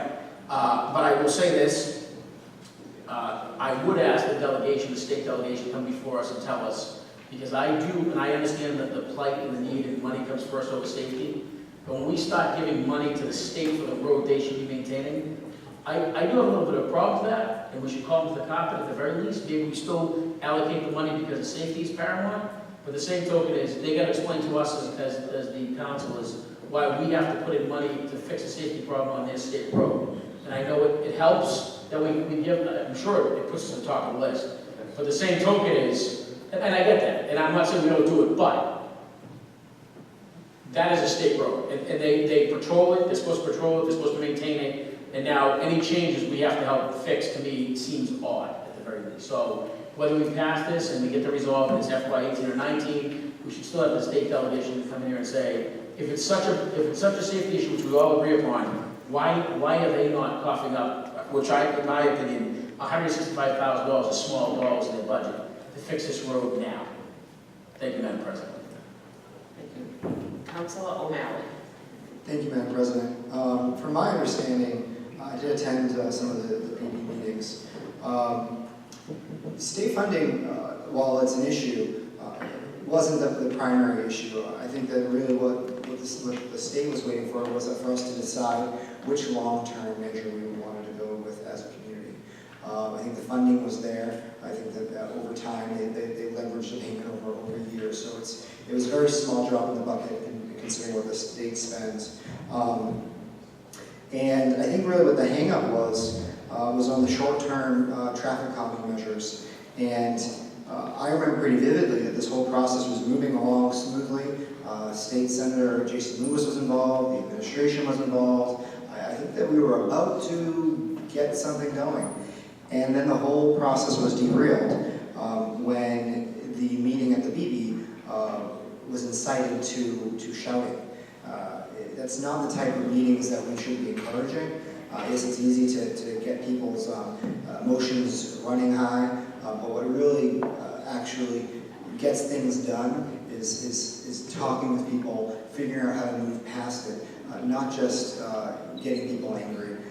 So I don't really know how this is going to move forward at this point. I don't think the state is necessarily looking to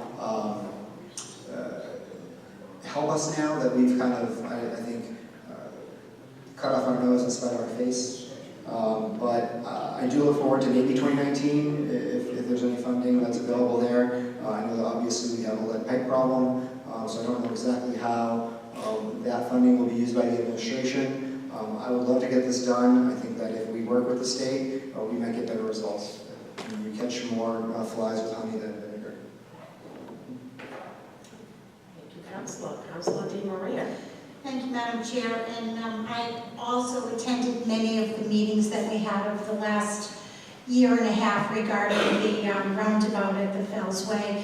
It is terribly dangerous. I sat on meetings where the community had opportunities for a short-term plan and a long-term plan. Of course, the short-term plan was less expensive. And so the state, I think we talked about it with the state. Many of us were at that meeting, and they were going to move forward with a short-term plan, and then we kind of stopped it and said, let's hear from the community again. And at that BB meeting, the majority of the residents were like, no bike path, no, you can't just draw lines, no, you can't. So that was productive, that meeting was productive. I do remember hearing from DCR and the state that they were going to move forward with it. I believe they did give us a commitment to that. So I think it's a great idea to bring some of the bodies in to update the council with it and see where we're at with that project, so they don't think we forgot about it. But to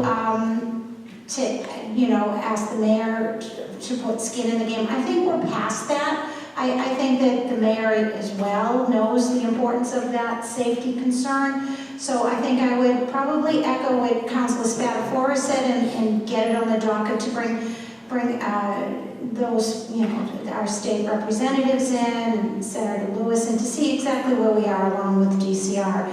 So I would support that. I don't think I will support this resolve though tonight. Thank you. Thank you. Councilor Anderson. Madam President, I'm going to support this resolve because I think that even though I don't live in that area, this is part of Malden. We should all be concerned about that. You all are calling it a roundabout, that rotary that is such a dangerous intersection with traffic coming from 2 or 3 different directions and everyone being confused. If it means that we need to put some dollars toward it to entice the state to help us with it, I say, yes, let's do that. And we all benefit by it. It's an intersection that we all know is very, very dangerous. So let's just go ahead and move on it and tell not only the mayor, but also the state that we're interested enough and believe enough in this, and we're willing to put our money around all this. Thank you. Thank you. Councilor Matheson. But once again, I can't say it better than Councilor Anderson. I just want to mention a couple things, maybe perhaps some misunderstandings. DCR did not remove its commitment to short-term improvements. It still intends on executing those short-term improvements. In fact, we had a couple additional meetings after the Lent BB, which was a very long and civil meeting until the end. When you go on too long and people get overtired, they start to get punchy. But I'll say this, DCR has told us in those meetings, in the mayor's office with Senator Lewis, Councilor DiMaria, you were at those meetings, that the short-term improvements were still on the table and that they were committed to a long-term improvement, that they were doing design work on the roundabout, which was the more cost-effective solution. And, in my mind, $165,000 of our state money and $165,000 of DCR state money going to save lives, solve problems, lower our insurance rates. I would like to see that happen. I'm sure the mayor would like to see that happen too. I think this is why we have results available to us. This is a message I'd like to send. Thank you. Councilor D'Angelo. Yeah, just to correct the record, one of the councils mentioned that the meeting devolved and it was, there was fighting or yelling or something. That was a healthy meeting, filled with good debate, and it might have been, passionate debate, but that was a good meeting. So I just want to make sure that people at home know that community came out passionately, as they should. And one other point that hasn't been mentioned is, yes, this is a Ward 3 issue. This is also a City of Malden-wide issue, because so many of our people use that as the on-ramp and off-ramp to 93 in the morning. And in fact, it's probably a regional issue, because I'd be willing to bet a significant amount of the challenges or the accidents or the problems that will come from that intersection probably aren't from people around here, because the people from around here know the challenges. It's from people from other areas, so it's a regional issue. Again, I would hope we support this so we can keep this moving forward. Thank you. Councilor Madison for the third and final time. I just noticed someone in the audience that actually did a community petition on this subject. Would you like to speak? I'll sponsor you if you'd like to speak, if the body allows it. It's up to you. You took the trouble of circulating a petition and getting signatures. This wasn't part of any plan, but I did happen to notice you there. Ms. Juliana. Do I say my name or? Yeah, name and address, and then say whatever you had to say. Juliana Orsino, 50 Wiley Street. I want to thank you all for actually really spending a lot of time on this issue, because I spent a lot of time on this issue.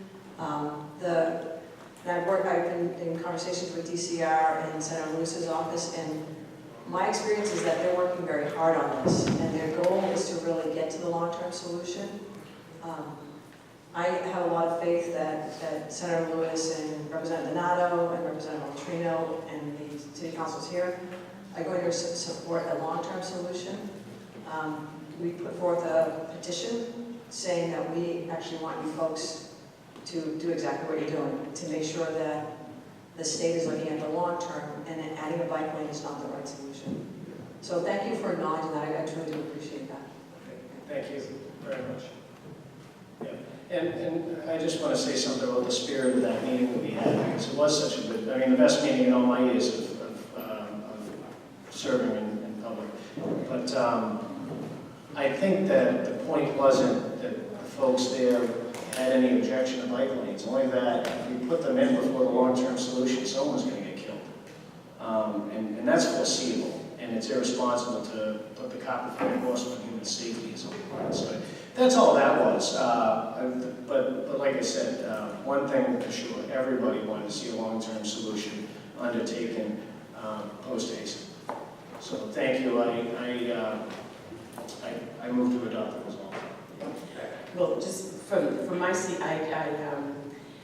whether I do agree with Councilor Anderson and Councilor D'Arcangelo that this is really not just a Ward 3 or that area issue, it is a city issue. And with Councilor D'Arcangelo said, this is just really a wish. And so I would just ask if the sponsors have spoken to the administration about doing this so we can make a plan, not just a wish, but just make sure that it is in his allocations, that he is looking at this instead of setting the resolve. I would think the first step would be to have a conversation. Is it 18? I believe that is already accounted for. Is it 19? And make sure that that is in line with his then before we send a resolve. So I don't think I really could support this until someone really kind of goes and sees if they can make a plan before say we just come together and have that plan and supported through the administration. Councilor D'Arcangelo. Thank you, Madam President. Yeah, I would say a little bit of tomato on that, in that I think it would be more powerful if we could go to the mayor and say, look, we just passed this resolve 11-0, let's get this done. I mean, so the administration is very much aware that we want to get this. They're active, to Ms. Orsino's point, they're already actively engaged with DCR. I think we need to send a message, yes, the council wants to support that. But I agree with what was said here. Councilor Spataford brings a nice idea. I mean, if we need to bring people in, let's bring it in. But I don't want to delay it. I think we should, he gets a significant, the city gets a significant amount of Chapter 90 money. To say, put a piece aside for this, I think is well within bounds. And again, if we do this now, we can go to him and say that. So I think that's already in process, is my point. Thank you. Councilor Madison. Yeah, more to that point, I think that typically when we do pass these resolves, it does help the conversation that comes next. Just like when the mayor brings us the budget, it's not like he asks us what should be in the budget before it comes. It comes, and then we have dialogue with him about what we're comfortable with, what we're not comfortable with. Same thing with these resolves. When we did the road work, we did $7 million of road work this year. We were sending resolves over to the mayor's office. He was sending them back our way with, well, what about this iteration? But it helped facilitate the conversation, and that's how we ended up getting those roads funded And that had taken a very long time, but that's why we have to resolve. As far as which long-term solution, I can tell you that when Senator Lewis and DCR, and I mentioned the same host of characters over and over, but when we had those meetings in the mayor's office, the roundabout was the topic of discussion, and everyone in the room, including the mayor, had seen that as a logical first step to getting to the permanent safety solution. So he's not going to be caught by surprise that we're saying, let's look into that. But I think it does help us with the funding conversation, because without this, I don't know that we're ever going to get DCR to do it unilaterally. So I believe in this, and I hope we can vote on it tonight. And Councilor O'Malley. So I just had to move the question at this point, and then my only other question is, we never got back to this. Are we going to be debating the city treasurer, CFO? We skipped it, and then we never went back to it. That when the paper's done, that I had, it was not on the original docket. I had a revised docket. We can suspend docket rules to take that up, because that was, I thought, always our intention to at least have the conversation about, are we voting, are we next moves out, what are we going to be doing? So, and I think that, which is why I asked for a revised docket, just so it was highlighted, so people knew that that was something. But I think we should, just to make sure that in all fairness, that we suspend docket rules when we didn't want to discuss that. All right? So we're going to move the question on Councilor Matheson's motion to approve the resolve, seconded by Councilor D'Angelo. Call the roll. Councilor Anderson? Yes. Councilor Condon? Yes. Councilor D'Angelo? Yes. Councilor DeMaria? Yes. Councilor Matheson? Yes. Councilor Murphy? Councilor O'Malley? Councilor Seega? Yes. Councilor Spatafora? Yes. Council President Carl? Yes. So start the conversation. Next order of business.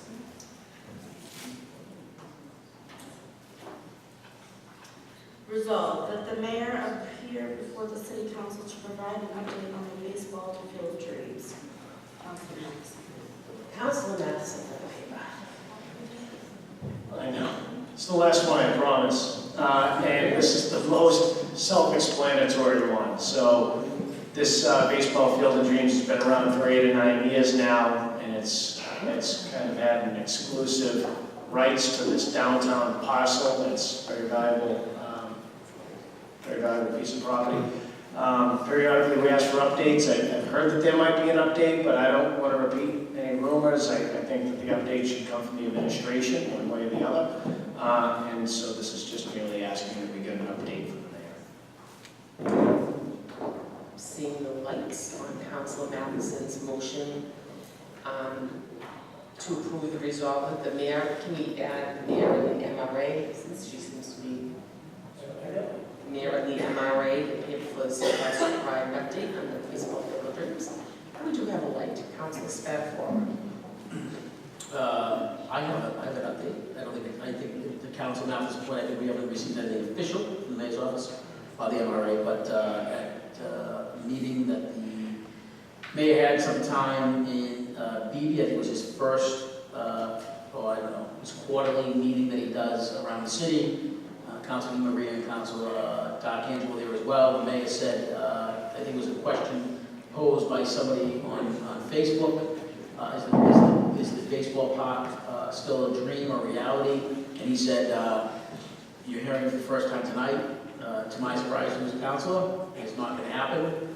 But I do agree with Councilor Matheson if he wants to get something formal from the MRA. And I don't even know if the mayor's received it informally either. So I think the mayor was just saying he hasn't heard yet, so we're counting it as not happening. So that's the update I have. That was on Facebook, Councilor Matheson, and was said to the mayor at that event. Thank you, Madam President. Thank you. Councilor Matheson. Yeah, I would just hope that of a topic this large and important, that the council would receive the first information of this, or at least contemporaneous with the public. So, I'm hoping to pass this resolve. Councilor Matheson's motion to pass the resolve. All those in favor? Aye. Any opposed? The resolve is passed, and we will invite the mayor and the MRA down to give us an update. We have a couple of lights. Councilor O'Malley. Thank you, Madam President. I'm going to make a motion that we suspend docket rules to take up the deliberations for treasurer/CFO. I'd also like to say I don't think we need to suspend docket rules, considering this was a tabled discussion. We tabled it in order to have executive session. As we've seen tonight, our city clerk was not able to make this docket correct. We have various tabled papers appearing as new docket items. The docket's a mess. And I don't think that this particular item, the most important thing of the night, should be left off this docket. So I'd appreciate it if we could vote in favor to suspend docket rules. If for some reason that doesn't pass, I think I challenge the fact that it's not on this docket. I think everyone expected us to debate this tonight. I don't think there was any expectation that we wouldn't be discussing this after executive session. So I appreciate a second on suspending docket rules to discuss the treasurer search tonight. One word, and we have another light prior, so we'll take Councilor, I'm not sure if it's in the same vein, but Councilor D'Angelo. Thank you, Madam President. I don't think, this is similar, but I don't think we need to suspend the rules because my recollection is that this was placed on the table, so I would make a motion to take it off the table for the purpose of discussion. All right, Thank you. Councilor Matheson has a point of order. Yeah, my point of order is only that we finish the docket items before we entertain motions to suspend docket rules. That's typically how we do it. We are. There's a couple committee reports. I can hear some snickering in the audience, but I think that we're in the home stretch here. We are in the home stretch, so I would concur with that. Councilor O'Malley. So I'd like to move the question. I seconded Councilor D'Angelo's motion to take it from the table. If that doesn't succeed, I appreciate if we could suspend docket rules at even a higher lift. So yeah, move the question. Councilor D'Angelo. So I'm fine taking it from the table, but I'm also fine if you want to get through the rest of the things and we can do it last. That's fine also. Thank you. Well, we actually have two enrolled ordinances and one. What? This stuff will work. If we wait to do it after, we run it. You're right. So we're near the end, I think we move forward with what we have right now, but we do have a motion to take from the table on the table. So on Councilor D'Angelo's move, Councilor Murphy. I have a question, just to call for a vote. What does this? So I would think that if we take it from the table, we'd take it up now. But if we don't take it from the table and then after We can take it from the table at the end. can we then go back and take it from the table at the end? Yes. Okay, Yes. just want to make sure. And the only reason I said suspend on rules because it was not on there. I believe that the wording about the executive session, the understanding was that would cover the rest of the docket, but I don't believe that it does. So which is why I wanted it explicitly on there. And I said suspend on rules just to make sure that it was on there, it was very clear. So we're going to move forward. Okay, next order of business. Enrolled ordinances. Paper 130-17, we will read that any newly appointed person to any and all duly established boards or commissions be a Malden resident. Should any member currently serving on a board or commission not be a resident, he or she may continue to serve and be reappointed to said board or commission. Councilor D'Angelo, Matheson, and Murphy. Thank you, Councilor D'Angelo for the paper. Thank you, Madam President. This is, I believe, very straightforward that if you're going to serve on a board or commission, particularly on the planning board and some of these very important policy boards that we really rely on, You gotta live in the city. Right, and this paper was enrolled September 9th, so by unanimous vote. Oh, thank you. So then move. And so on Councilor Yes, D'Angelo's motion to ordain paper 130 of 17, clerk call the roll. Councilor Anderson? Yes. Councilor Condon? Yes. Councilor D'Angelo? Yes. Councilor DeMaria? Yes. Councilor Matheson? Yes. Councilor Murphy? Yes. Councilor O'Malley? Councilor Seeger? Yes. Councilor Spatafora? Yes. Council President Crowe? Yes. Paper is ordained. Next order of business. Order that the city council review and update the current signed ordinances. Councilor Spatafora. Councilor Spatafora. Thank you, Madam President. To be brief, this is just an update of the sign ordinance. I think it's been debated many times in committee. It was an ask by several of the councilors. I served on that committee for several years, along with Councilor Murphy. We knew that there was always updates to be made, like any way to living document. We feel it's a good paper, and I would, again, be remiss not to give the good word for Mr. Kevin Hunter from the Northern Redevelopment Authority, who really went through and did his due diligence and took the best and probably the brightest ideas from cities like Saugus and Melrose and Somerville, and really crafted what I think is I don't want to say a perfect ordinance for the sign committee, but a really good draft for us to continue updating our sign ordinances and give in some areas the ability to do certain signs they couldn't do before. There was an appeal process, so a lot of the checks in the boxes were given with this paper, and I hope for full council support. Thank you, Madam President. Thank you. And again, this is an enrolled ordinance, so on Council Spatafora's motion to ordain, clerk will call the roll. Councilor Anderson? Yes. Councilor Condon? Yes. Councilor D'Angelo? Yes. Councilor DeMaria? Yes. Councilor Matheson? Yes. Councilor Murphy? Yes. Councilor O'Malley? Councilor Seeger? Yes. Councilor Spatafora? Yes. Council President? Yes. Now we finally have the next sign ordinance. Thank you. Next order of business. Committee report on license, papers 362, 363, 364, 366. Various license rules for self-service gas stations and outdoor parking. On Councilor Anderson's motion to receive the committee report, all those in favor? Aye. Any opposed? The committee report is received. Councilor Anderson, for the committee. Thank you, Madam President. These are items that came up in the License Committee meeting. They were voted on unanimously.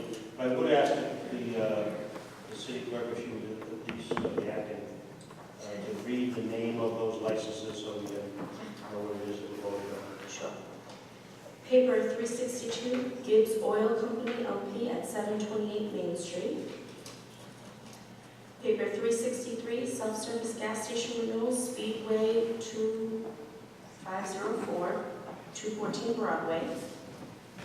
Paper 364 for self-service gas station renewal, Snap Mart doing business as Petrola at 245 Main Street. Paper 366, outdoor parking license renewal for Regano's Inc. at 1081 Fellsway. Yes, thank you. So we've heard these, we recognize the names, they were renewals in most cases, extended hours, the outdoor parking. I would just ask the council to move these out and vote them out possibly. On Councilor Anderson's motion to approve the petitions, all those in favor? Aye. Any opposed? The petitions are approved. License. Continue, David. Another committee report on license, new applicant for outdoor parking, Pine Banks Auto, and a new applicant for extended hours, Bevahenia Corp. doing business as 7-Eleven. Councilor Anderson's motion to receive the committee report, all those in favor? Any opposed? Committee report is received. Councilor Anderson for the committee. Again, licenses that were deliberated during the license committee, you've heard the names. I do want to point out, though, that, and give credit to our compliance people who, we've got a number of places that have been doing outdoor parking and haven't been paying their fair share, their fees to that. And so, to the credit of our compliance people, being able to go around to those places that should be paying their fair share for businesses where they're making money. And we're now holding them accountable and bringing in the fees for those outdoor marketplaces. So I'd ask you granted these licenses. Thank you. On Councilor Anderson's motion to approve the petitions, all those in favor? Any opposed? The petitions are approved. Next order of business. So now we have come to the end of our motion. So on Councilor D'Angelo's motion to take the discussion of the CFO treasurer off the table, seconded by Councilor O'Malley.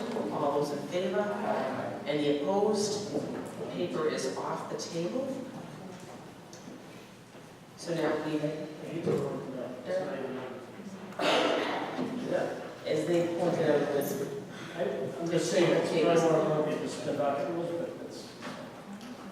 can do that too if you like. Just in case, on Councilor O'Malley's motion to suspend docket rules for the purpose of taking up the CFO treasurer discussion, seconded by Councilor D'Angelo. All those in favor? I think she called roll, because it would be 2/3 vote, so clerk will call a roll. Councilor Anderson? Yes. Councilor Condon? Yes. Councilor D'Angelo? Yes. Councilor De Marias? Councilor Matheson? Yes. Councilor Murphy? Yes. Councilor O'Malley? Yes. Councilor Seeger? Yes. Councilor Spatafora? Yes. Council President Grow? Yes, docket rules is suspended.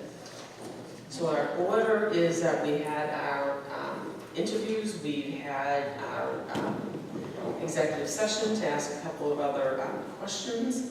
Now it is, we have nominations is still open. We might want to close nominations, or for the three people we have the nominations for Neil Kinnan, Michael Bertino, and Jonathan Davis. As of now, we can nominate more, close nominations, and plan to move forward. So, Councilor O'Malley. Just a motion to close nominations. Okay. That is second, Councilor Matheson.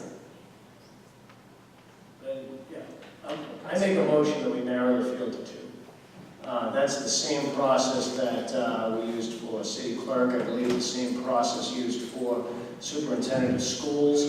And as you can see, it was very useful for us to have a couple extra minutes, in some case longer, with two of the candidates just a little while ago. And if you recall from last week's discussion, there were still questions that, reasonable questions about whether or not they would be willing to start as treasurer for 6 months or a year and then ascend into CFO. There were questions about pay and whether or not they would accept a certain salary threshold versus another salary threshold. There were questions about checking their references or getting back their query. Listen, I want to get through this process expeditiously as well, but I also want to do it the right way. And this is the way we've always set out for important appointments. This is an important appointment. And I'd like to, I make a motion that we narrow the field to 2. The way we've done that in the past, every council would just check off 2 people that they think should come back for a second interview. Whichever 2 get the most checks would come back for a final interview, and then we pick among those 2. Again, we do run the pitfall, if we vote tonight, that none of the nominees receive the requisite number of votes. So, for that reason, I make a motion that we narrow the field to 2. We have a number of lights. Councilor Anderson. Yes, I think we still have an awful lot of information that we still need to gather from our applicants. And while I'm not willing to vote on anyone tonight, I do think that we need to be getting some of these questions answered. We've got 3 candidates that have been nominated so far. To go through a process of just eliminating one of those to get it down to 2, I think, isn't taking that much more effort. I think we ought to be bringing all 3 of those candidates back in. I think we ought to be asking the questions. We don't need to sidetrack this whole debate on narrowing it down at this point, since we'd only be narrowing it down by one at this point. So I would vote against the two and say we ought to bring all three of them back in, and we ought to be able to get some more of the questions answered. Councilor Di Maria. Thank you. I just would like to second the motion that we close nominations, and I believe we have 3 on the table right now, so that's a second for that. Councilor Matheson. I nominate Dan Grover.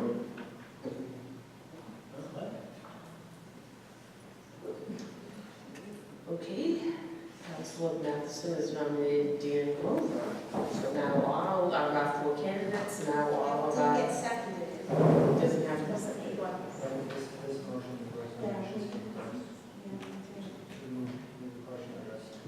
Councilor D'Angelo. Thank you. So by my math then, there's been several nominations here, one for each, and other people have spoken in favor of others as well. So certainly a majority of the councilors, if they're nominating somebody, I'm not sure why we need more time. I'm prepared to vote tonight. Now, if we need to come up with a system where we have rounds and you need a certain amount of votes to pass to the next round or something, I'm open to that, but I think we've had enough people indicate, well, I would think if you brought somebody forward to nominate, that would indicate your readiness to vote on a candidate. So with a majority having done that, I think we're ready to vote tonight. It would be my point. Thank you.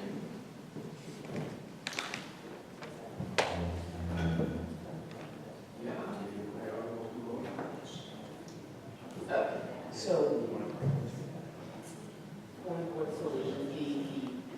motion to close nominations to go first before Mr. Okay, so on Councilor O'Malley's motion to close nominations, seconded by Councilor Di Maria, clerk call the roll. Councilor? This is after the most recent nomination, I presume. Well, that was- voted to close nominations.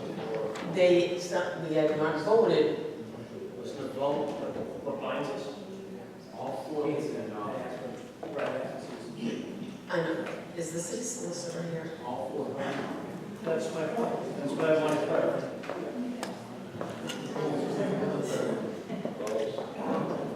Sorry for the long hours. So, as you might Four names in nomination, you've read the 4 names. There's a motion on the floor to close nominations. You take a 2/3 majority to close nominations. That's what's up next. The vote to close nominations. So I think the question was, and I think you kind of answered it, so there was a motion, the vote to close nominations had to take place, but after it was One of the nominations Motion, came back with a second. motion. It doesn't matter, Councilors. Even if you close nominations and one of you in a roll call vote wanted to put Mr. Smith in or one of the candidates, you're allowed to do that. You have to take a roll call to determine who's going to get the majority vote here. However, you need to do a 2/3 majority to close nominations. correct. You only have 4 candidates. You've got 4 nominations in. I'm not sure why you wouldn't have the 2/3 majority, and I don't mean to be offensive, but now all 4 of the candidates are in nomination, so do you... Councilor Matheson has a question. Just as a technical question, if we were to vote to close nominations, would we be then prevented from having a final discussion with the candidates or narrowing them down to 2? I don't think so, Counselor. I think it sounds to me like from just your deliberation tonight that some of you... We would have to appoint someone if we close nominations. You have to determine after that. Typically, after you close nominations, you're ready to vote. But the majority rules here, and if the majority isn't ready to vote, you're still going to have nominations closed and do whatever process you define. But typically, you're ready to vote after you close your nominations. You put the 4 you've elevated the 4 potential candidates, and Well, I know typically that's the way it goes, but this is atypical, this process. So would we be prevented from doing something different, such as having follow-up questions that some of us are very curious about, or narrowing the field? I think we would be prevented from narrowing the field, it sounds like. I think you narrow the field by your roll call vote for whoever you choose. So if we don't close nominations, Then you continue your interview process, you continue, just like you did last week, you table it to do executive session. If there's something in addition that you want to do for screening of these 4 people that are now in nomination, then you do what you did last week, table it for whatever you define here in the meeting you need to do to further consideration. thank you. So, move the question on Councilor O'Malley's motion to close nominations, seconded by Councilor DiMaria. The clerk will call the roll. Councilor Anderson? No. Councilor Condon? No. Councilor D'Angelo? Yes. Councilor DeMaria? Yes. Councilor Matheson? No. Councilor Murphy? No. Councilor O'Malley? Yes. Councilor Seega? No. Councilor Spatafora? No. Council President Crowe? No.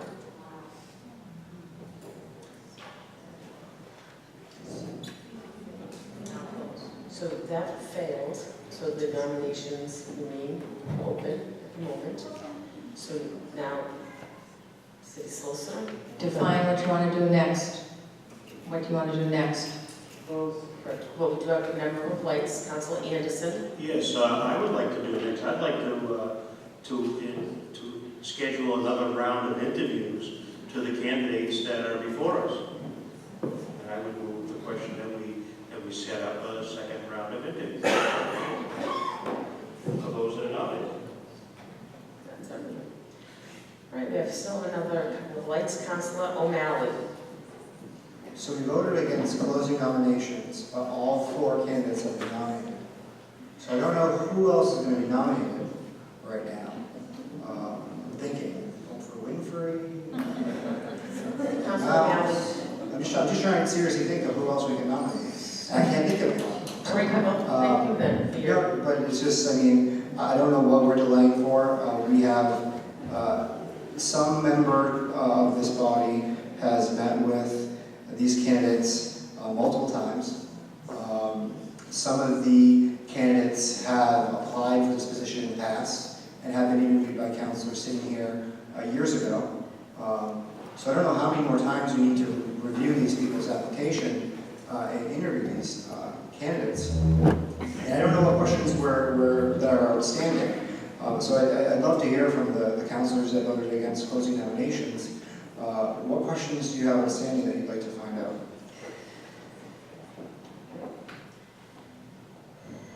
Yeah, Councilor Seega. Thank you, Council President.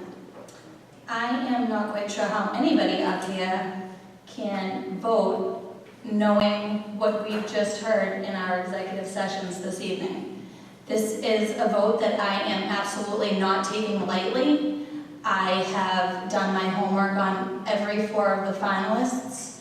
I had the pleasure of sitting on the initial search committee for this position, and I do not feel comfortable this evening after what I heard in the executive session meetings, and I'm actually appalled that some of you are okay with what you heard and the way some people acted in that back room, that you're still okay with voting who you wanted to vote for. I'm speechless. I'm speechless. I don't think if you were to vote tonight that you would be doing the city any favor at all. This position should not be rushed, and whether you're for the good guy or the so-called bad guy, whatever it is, you cannot, I honestly don't know how any of you can sit up here tonight and be okay with a vote. And I'm not, I have 2 finalists that I would have picked, and one of them this evening, I'm not quite sure I would have voted for after seeing the way he acted and how he spoke in an executive session meeting. So those are my feelings, and I just want to go on the record stating that. I don't think there should be a vote this evening. I truly don't. And it doesn't matter whether it's before election or after an election. I am voting on this with my heart. I'm not voting because I want you to vote for me on November 7th. That is absolutely ridiculous. Whether you vote for me or you don't on November 7th is fine too. I want to make sure I have all my I's dotted and my T's crossed before I make this decision. This is an extremely important position in this city. This person is going to be in charge of $180 million, and I don't think that we should be voting on this issue this evening. Thank you. Really, is that?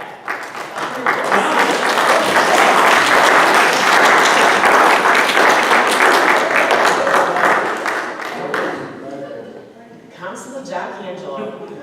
Thank you, Madam President. So I would propose what we would do would be, there's two candidates that I think we all recognize won't muster more than 1 or 2 votes each. I would suggest we eliminate those candidates. We will then be left with a binary choice, and we can then take that vote. This is simple. And I respect the councilor who just spoke greatly, but to me, the exec, I mean, it showed me more about certain colleagues than it did about the candidates. I really didn't learn anything new about the candidates. Matter of fact, it kind of reinforced what I thought. If anything, I've been, quite frankly, ready since May. I think, you know, we could have done this. To delay this further, just to mind everybody, is that we have exposure right now. Now, I know we have some part-timers in there, and I know we have some other people covering, but it's just that, it's covering. And I don't know if it's the best thing to leave this open. So I agree with the councilor who just spoke. To me, the election piece is, that is less, it's not even a concern to me. It's that we have a very significant department that right now that has no leadership. And just because even if we would pick somebody tonight, that doesn't mean, yeah, they're gonna hit the ground running or whatever. It's still gonna take time to get that person up to speed and everything else. So we've got the end of the year recap filing that's gonna be coming. So the reason I'm not trying to rush this, so I think some of the things that I've mentioned were this rush. I don't see this as rush. This has been since May. So I respect everybody's position if you want to do it, but I hope you would respect my position. I was ready to vote last week. I remain ready to vote this week. So I would propose that there's 2 candidates that, again, I'm speaking highly of all these candidates. They're all great. I think any of them could do the job that we need that to do. But I think there's 2 that, quite frankly, don't have more than a couple votes. If we were to then winnow the field to 2, then we would have a more obvious choice, a binary choice in front of us all. And again, I go back to, we've had 6 councilors publicly pick people by nominating or by speaking in favor of. So for the other 4, I would encourage you, the time is now. Thank you. Thank you, Councilor Anderson. Yes, thank you. The last speaker spoke a long time at our former meeting on supporting one of the candidates over there. So it's very clear who the last speaker was supporting. I mean, all of what you said, Councilor, is kind of I don't think it's a surprise to anyone where you're going with this. Not a surprise. So you've been ready for this, and you're ready to push the process forward. What I'm saying is that we have 4 candidates that we saw as good technical people that could do the job of treasurer and/or treasurer CFO. But you know, the questions that got asked here were asked in this public forum, and we each had a question to go through. And if you think that was enough information for us to make an informed decision about a very highly important position, then I guess I'm questioning the judgment of that. I don't see it that way. I think we need to ask questions. We need to find out more. We need to drill down on the candidates. And I also think that you like to eliminate down to 2 candidates. Neither of those 2 candidates, and we've all done the straw polling, neither of those 2 candidates have 6 votes. So we've got to find out more about what's going on. We've got to come up with a candidate that can come up with 6 votes. So now is not the time for us to be eliminating. But now is the time for us to be finding out more information. And I feel the same way about the election process. It doesn't make any difference to me about the election. We've got hard decisions that we need to make. And I know that all of us up here have made hard decisions, not necessarily always the popular decision, but what's in the best interest of our city. And we don't need to be rushing this. Let's make the decisions in the best interest of our city. Thank you. Thank you, Councilor. Councilor Spatafora. Thank you, Madam President. I'm not going to be able to speak as passionately as evening or as eloquently as Councilor Seeker. But I think she hit the nail on the head. I think, to the council's point up here, several of us have seen this body, these candidates a couple times. This body has only really seen them at this point now twice. And I think every time we go into a room and we have them before us, we scratch the surface and pull back a little bit more on the candidates. And by no means, this is my 3rd treasurer search. This should not be another one for a while. I mean, we need to have something with some consistency and making sure we get the right person for the job. After what we heard in there, I will sit side by side with my counselor and say, I was a little blown away by some of the comments made in the reaction to a question that, in my opinion, said a lot about that candidate. And by doing that, I think, I don't want to say made it harder, but to Councilor Anderson's point, I don't think you just go down to 2 because that other candidate, in my opinion, lost a lot of points today. And this was just by asking 2 simple questions. I didn't say anything. What did I say? You didn't say anything wrong. Go ahead, Councilor Spatafora. What did I say? Councilor Spatafora, just continue, please. What did I say? What did I say? Just wait. All right, No, wait, Councilor, what did I say? Councilor, we do have a city solicitor, and if she felt that that's the reason why she's right there, if she felt like things were going out of bounds, she knows that she needs to help put a stop. Did I say anything else? I didn't think so. So, Councilor Spatafora, please finish your statement. So I just, I think Councilor Seeker said it best. This is a long process. We both sat in this. I'll go back to my beginning speech. There was 190 applicants. And if anybody up here wants to say that we took this job lightly or we skimmed over the resumes, we sat inside the Mother Police Department station in the community room and literally read through every application. And we dug and we dug. And we tried to find a diverse population. We tried to find females and males. We tried to find everybody that would qualify. It was a damn hard job. And then we get down to 6 candidates, which I said to everybody earlier, and 2 have already backed out of it last minute. Which, unfortunately, I think it's sad, because those 2 candidates would have made this choice even harder. So now we're stuck with, I don't know, it's 3 or 4, or apparently Oprah Winfrey's in the nomination now, but we are stuck with still a pretty big talent pool.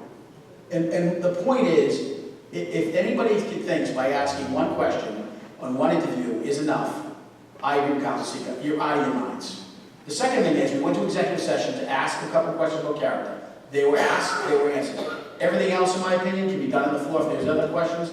And the third thing is, I sent an email like I sent last week, I said publicly, that references are important, especially from my opinion, right? We should at least find out what's going on, maybe speak to some of these candidates.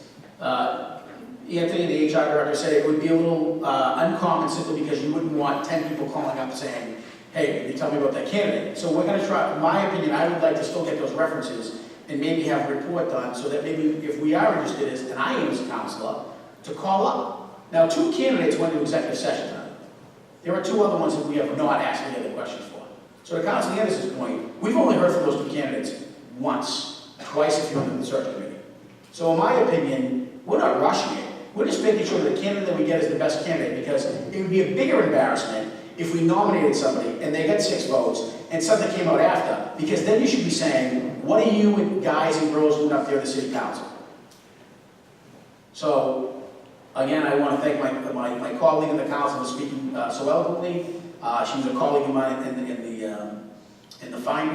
ability to go to the search committee. I respect her. She's been nothing but transparent. I don't think anybody up here, I mean, I know a couple councils have made nominations, but at the end of the day, we've done our due diligence and it continues to go on.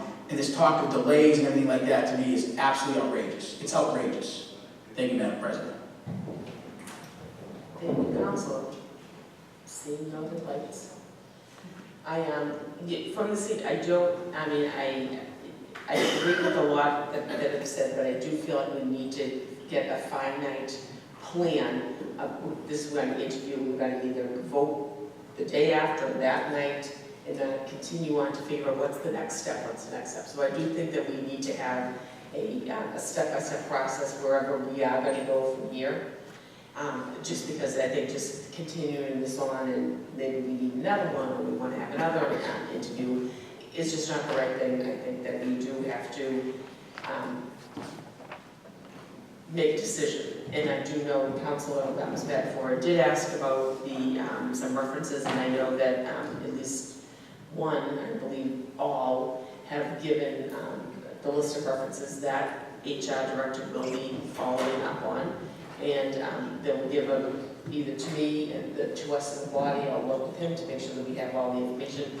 It is not usual that 10 people will be calling a reference, so it is really in the hands of our HR Director. So we will continue that process. But wherever we go from here, if it's other interviews, we just really need to be moving this as quickly as possible to get the answers that we need so we can actually put a period to this and move on, so we can get somebody in that office, as Councilor D'Angelo has mentioned. So we do have another couple of lights. Councilor Di Maria. Thank you, Madam Chair, and I think this question is to you. Is there a timeline where we're going to try to either bring in all 4 candidates? I mean, is there a plan? You know, we come here every week, and I think that department, being one of the most, if not the most department in this city, needs a treasurer / CFO. They've been out now for quite some time, and I think we need a timeline before we recess tonight. We are not in session next Tuesday. We are not in session the following Tuesday. So if we just continue on our scheduled meetings, we're looking at 3 more weeks. So respectfully. That is exactly my point, that we do need to have a plan and a timeline to move on, that we can step by step, so we can just move through this, so we're not every week figuring out what the plan is. But so far, every week the plan has kind of changed because of people's input, and councils have voted to take it in a different direction. I think we need to have a finite plan so we can move this forward and get this done. So how do we create that? Can we do that this evening? That is exactly what I just asked for. So I do want to do that this evening so we know exactly where we're going from here. Councilor O'Malley. Thank you, Madam President. Considering this is such an important thing, we've decided, or at least a good majority of the council has decided they would like to ask more questions of the candidates. I'd like to ask or make a motion that we have a meeting on October 31st, I think it's, is that? 31st, that's a Tuesday, I think that's Halloween. I think that's a pretty important use of our time. We could have it early. We don't have to necessarily have it at 7 o'clock. We could have it at 5:30 if you want to get out of here early. But I make a motion that we have a city council meeting on Tuesday, October 31st. And then depending on where that goes, I'll talk for a little bit. Councilor Spatafora. I welcome a meeting next week. I don't know if I'm crazy about Halloween, but if we have to do it Halloween, that's fine. The building is closed. It's closed at 4 o'clock. But my point is, before we go into whatever the date is, right? we have to all agree in a body, but not only just the steps to Councilman Marie's point, but what are the line of questions we're gonna ask? Are we gonna have time to get the references back, to look at some of these references, and confirm some of these things that are happening that they're putting in there? Because at the end of the day, if you're gonna put me in front of the candidates with these fluffy questions that we did in round one, and I'm not knocking them, but that's what they are. Round one, you ask these type of questions. The next round is gonna be a little more specific, a little bit more detailed, and definitely give us the ability to ask some questions that relate to what we want to do. I know personally, I've reached out to a couple other, not CFOs, treasurers and controllers in some neighboring communities to ask them the types of questions that they would think would be apparent. I'd be the first person to admit, I'm not an expert in municipal finance, but I think the people we hire should be, and we should be able to ask them very detailed questions in terms of that. So, again, we need some questions, probably a dozen, and then we'd have to check with those individuals to make sure they're free on Halloween. So before we start making dates, I think, I mean, it could be next week. Halloween might be a little tougher. Thank you, Madam President. Councilor Seeker. I just want to agree with Councilor Spatafora. I have no problem meeting any time, any day, any place, but I understand Halloween is not a normal holiday, but I have family traditions with my children. They may be 15 and 18, but I've never missed a Halloween, and I don't plan on missing one next Tuesday either. So I would ask that if we do decide to have a meeting next week, it is not on Tuesday, because I highly doubt any one of you want to miss your children's evening either. Thank you. Councilor Di Maria. Goodness, Councilor Seeker. Thank you. So I don't know why, so I'm going to just tell you the way I feel. First of all, I don't know why we have to wait for a Tuesday. I mean, there's a Wednesday tomorrow, there's a Thursday, there's a Friday, there's a Monday. I think. Okay, well, you only need to post for 48, I still have the floor, thank you. We only need to post for 48 hours, all right? So I really welcome a meeting before Tuesday. I also, to the point of references, I would like our HR director to vet through those references. I believe that, we could actually ask him to do that. As far as the next line of questions, I think our city solicitor, right from the beginning, has suggested a matrix for us. She suggested a process that we, for some reason, did not adopt. So rather than calling these questions that we use fluffy, I think we might want to suggest our city solicitor form a matrix where we can numerically judge them and make this a little bit easier, maybe a more professional process. So again, it's references, a matrix, and a meeting before next Tuesday. Thank you. Many more lights. Councilor D'Angelo. Thank you, Madam President. I would just note that I think this is either our 8th or 9th meeting since we've come back from summer recess. Probably 50 days. We could have other meetings around that. So, again, we have 6 people that have publicly spoken in favor of one candidate or the other. So, I would make a motion to let the 4 people that have outstanding questions schedule a meeting. Let those 4 people get together at a time within the next few days. Schedule a meeting tomorrow morning. Let the 4 get together right now. Pick a day, 3-4 days in advance. Bring both candidates both in and ask all the questions you want to ask. And then come back next Monday night or Wednesday night or whatever night is free for all of us and vote this thing.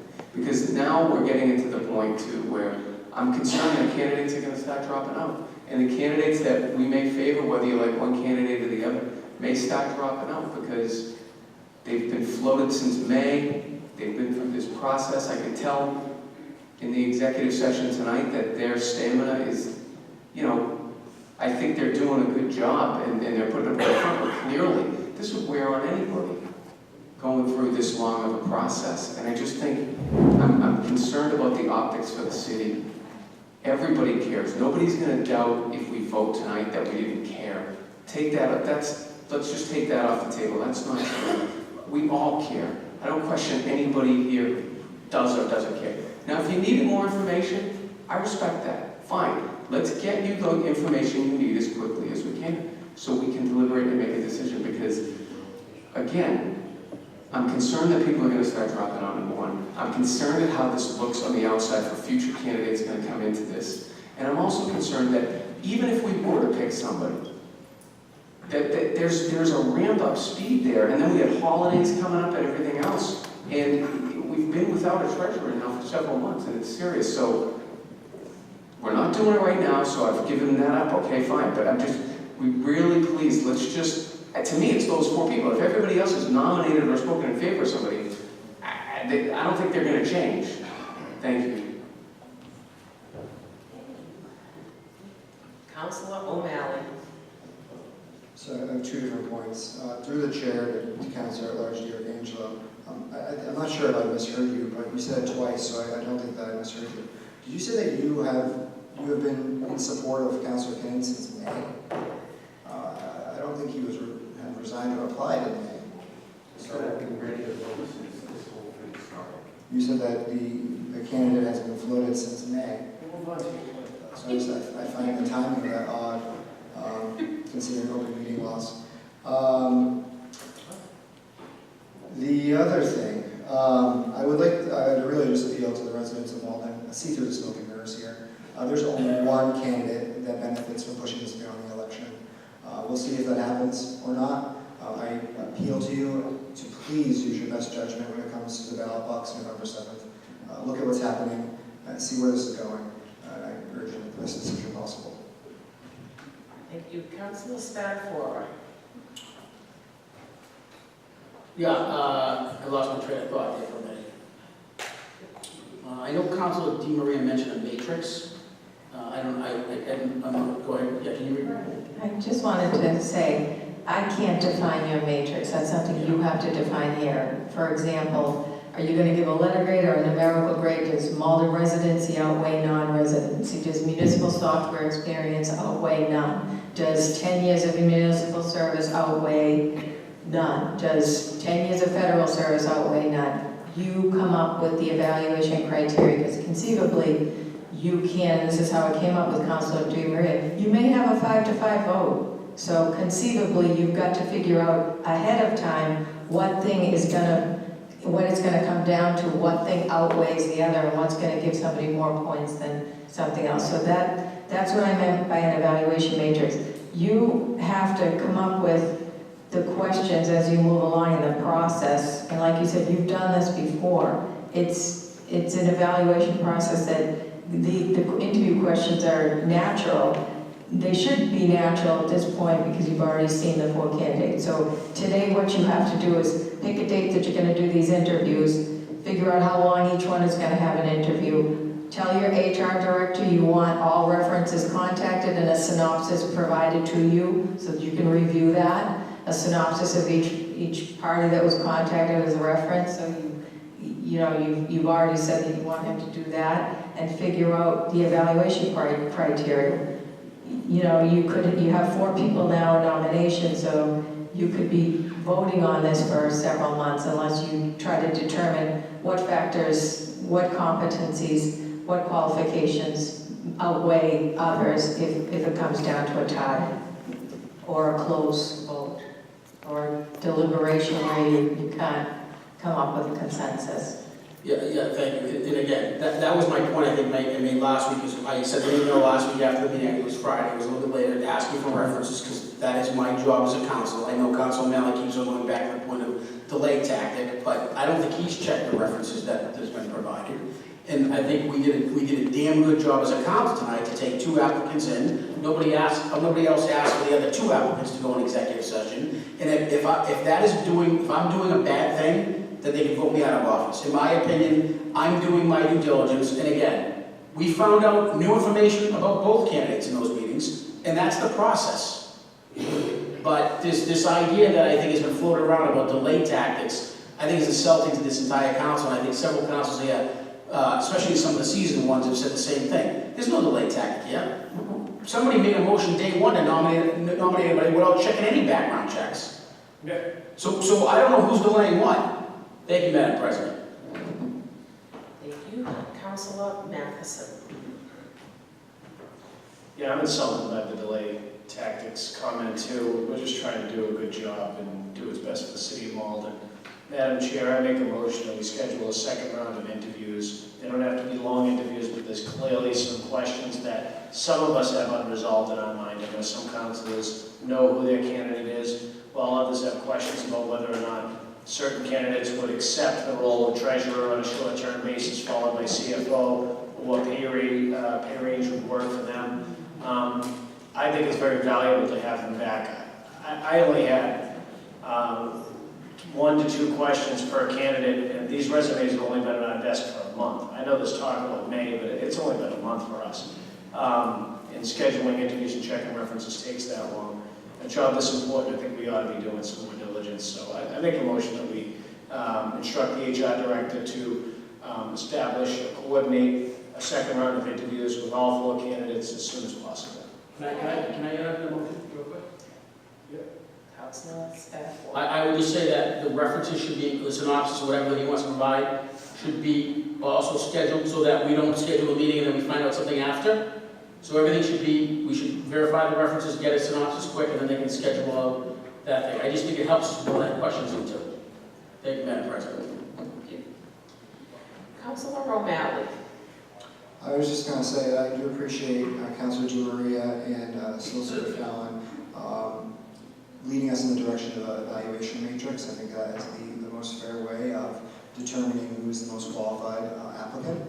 I would say that that's probably something that this council shouldn't start from scratch. I'm sure there are best practices. We are a member of the Mass Municipal Association, so I'd ask, maybe make a motion, or it probably doesn't require a motion, that the HR director reach out to the Mass Municipal Association to get a tried and true evaluation matrix. They might even be able to provide one specifically for a CFO or treasurer. Is that something that I should move for a motion, or is that something that I'm more than willing to do that also. I think that the HR director's role would probably be best equipped to do that interface. I can do that, I guess. We can ask the HR director if he needs some support, calling them. So just so he knows that he has support of the council, I just make a motion that we ask the HR director to reach out to the Mass Municipal Association to reach out for an evaluation matrix, potentially and specifically, if possible, for a treasurer / CFO. Second. I'll second that. Second that? Okay. We have 2 motions on the floor that have been seconded right now, right? You're trying to keep good track over here, so. Councilor DeMaria. I think that these motions have been made already by Councilor Matheson. I believe made a motion to move forward with ask our HR director to move forward with scheduling a meeting, as well as asking him to move forward with the references of all 4 within a very short window. He said all A week? No, he said all week. Councilman Malley. No, I think he talked about the Mass Municipal. No. All right, let me read you the motions that we have. Thank you. So far. First motion is that Councilor Matheson made a motion so that we narrow the field to 2. There was no second. Take that up, it feels about like a second. Councilor Anderson made a motion that we table for more interviews and reports on references. And Matheson said the same thing, so that's the same. O'Malley said table to 10:31. That was the motion to table to 10:31. The most recent one. In the most recent one by Councilor O'Malley, that the HR director reach out to the Mass Municipal Association for a matrix. Can I second that? Yes. Councilor O'Malley that motion early on to table, which one? I seconded Madison's motion. Okay, so it's, Councilor Anderson made a motion to table for further interviews and reports on the references, so. Okay. I guess. So it's seconded by Councilor Seeker and Matheson. Councilor Matheson's first motion was to narrow the field, but that fails for the lack of a second. Well, the field, because it's substantially similar To, which one? to reduce it to two, to narrow the field to two. So that one fails for the lack of a second. So these are the three motions that we have on the table that have all been seconded. You did have another motion there to set up interviews and do the synopsis, right? Did you, I don't think you read that one. I think that was my motion.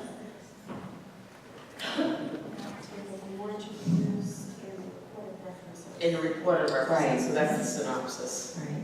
I just added on these about Oh, I, Okay, so let's move on. What's going on? So, did Councilman Porter get a second? I didn't make a second. I didn't. You didn't. I seconded Council Valley adding the matrix. To the matrix. Okay. So this is. Now, do we have a time frame for when we want the synopsis and, our, as soon as possible? For the interviews, if possible. For the interviews, but do we have a target date that we want these interviews to happen? Well, the thing is, the HR, Council Madison. I phrased my motion to be as soon as possible. I assume Councilor Anderson would want it the same way. He's not in agreement. And I think where you have to schedule interviews, I'm sure the HR director is going to be motivated to schedule as soon as possible. But he does have to coordinate with another party. Right? So even though we might have certain nights free, he has to coordinate with the candidates themselves. And I'm sure they'll be motivated to come in quick. But I think as soon as possible is the best language we can use here. Fair enough? except all the week. Except how, we have Councilor Murphy. Yes. Councilor Murphy has the floor. To do 4 interviews, which looks like that's the road we're going down, if the candidates were agreeable, would we be agreeable to doing it on a Saturday? Because if we did it on a Saturday, we could actually do it on one day, like the pattern and evening, to really stay focused, as it gets later in the night. So I just kind of throw Saturday out as a suggestion. I know it's tough, but we might be able to get through it quickly if we did that. I think that's a good suggestion, because I think we need to move on. We have a lot of other business that we're not getting to because of, I'll focus on this. So, Councilor Di Maria. Here's what I said. I actually forgot what I was going to say. No, I think that that's all great, but again, if we're asking, or if we are creating this matrix for additional questions, then we got to do that as well. You know, in tandem, we have to be prepared. So if our Mr. Ciccarelli has, you know, all these great candidates ready to go by Saturday, we have to also be prepared with our questions. So, you know, it's, we got to put it in priority. We got to put it in. And so, I mean, do you want to assign someone to Make the motion as soon as possible. As soon as possible. That's the language we can use to vote. Right? That is that. And if that has to be said, Oh, that's fine, but again, it's that question, what, we get them in here. I agree with you, Councilor Di Maria, that we do have to do this in tandem. We need to start working those things right away. And, you know, if we can organize the interviews sooner, then we really need to double our efforts to make sure that references are followed and the matrix is, you know, tailored and the questions are set. All right? All right, let's take the motions that we have. First up is Councilor Anderson and Matheson's combined motion to table for more interviews and a report or synopsis of the references from our HR director, seconded by Council Seega. Clerk will call the roll. Councilor Anderson? Councilor Condon? Councilor D'Angelo? Councilor DeMaria? Councilor Matheson? Councilor Murphy? Yes. Councilor O'Malley? Yes. Councilor Seega? Yes. Councilor Spatafora? Yes. Council President Crowe? Yes. Passes unanimously. So now on the other motions. We did close it. Thank you. This was Yeah. So, Seeks precedence, but this is also to ask these. so although I don't think this needs to really be a vote, we might as well just make sure we have it on record on Councilor O'Malley's motion, seconded by Councilor Spatafora. The HR director reached out to Mass Municipal Association to get a matrix or evaluation. Clerk will call the roll. Councilor Condon? D'Angelo? DeMaria? Matheson? Murphy? Yes. O'Malley? Seega? Spatafora? Yes. Council President? What else? Those are the only two. So now that we want this to be done as soon as possible. We'll get that. Excuse me? We had a motion to There is a motion to table for more interviews and for report of references. Yes, synopsis. So the docket is clear. Hang on, we still have the light. No, I'm not present. All right. Clear. The docket is clear. So, yeah. Personal privilege. Thank you, City Solicitor Wright, for being here and informative. Councilor Spatafora. I won't be late, I won't go long on this, but I just want to wish first my son happy birthday. He turns double digits Saturday, 28th. He's going to be 10 years old, so happy birthday to my son. I hope he's sleeping by now. If he's not, then we're all in trouble. And I also wanted to give you a quick glimpse of what's going to happen in Ward 3. I've been working on this for the last couple of years. I talked to Councilor Matheson as well as I secured funding for a 25-foot artificial Christmas tree that we're going to be putting down at the Malvern Reservoir and doing a lighting ceremony there. I don't have a date yet because I'm working with Councilor Bobby Knox. It arrived in about 30 different boxes. He mentioned something about maybe having a bucket truck to put together, but the plan is to have it right before Thanksgiving and then doing a tree lighting ceremony right after Thanksgiving. So it was something I've always wanted to do, and I was able to get some funding, so it would be good to have fun, have a Christmas tree over there, not only for aesthetics, but to bring back the old tradition to the West End. Thank you, Madam President. Thank you. Councilor Seega. Thank you. I'm not quite sure anybody at home is watching, but I would like to invite everyone to Linden's Ward 8 Annual Halloween Party. It's this Friday, October 27th, from 6 to 8 p.m. at Linden Park.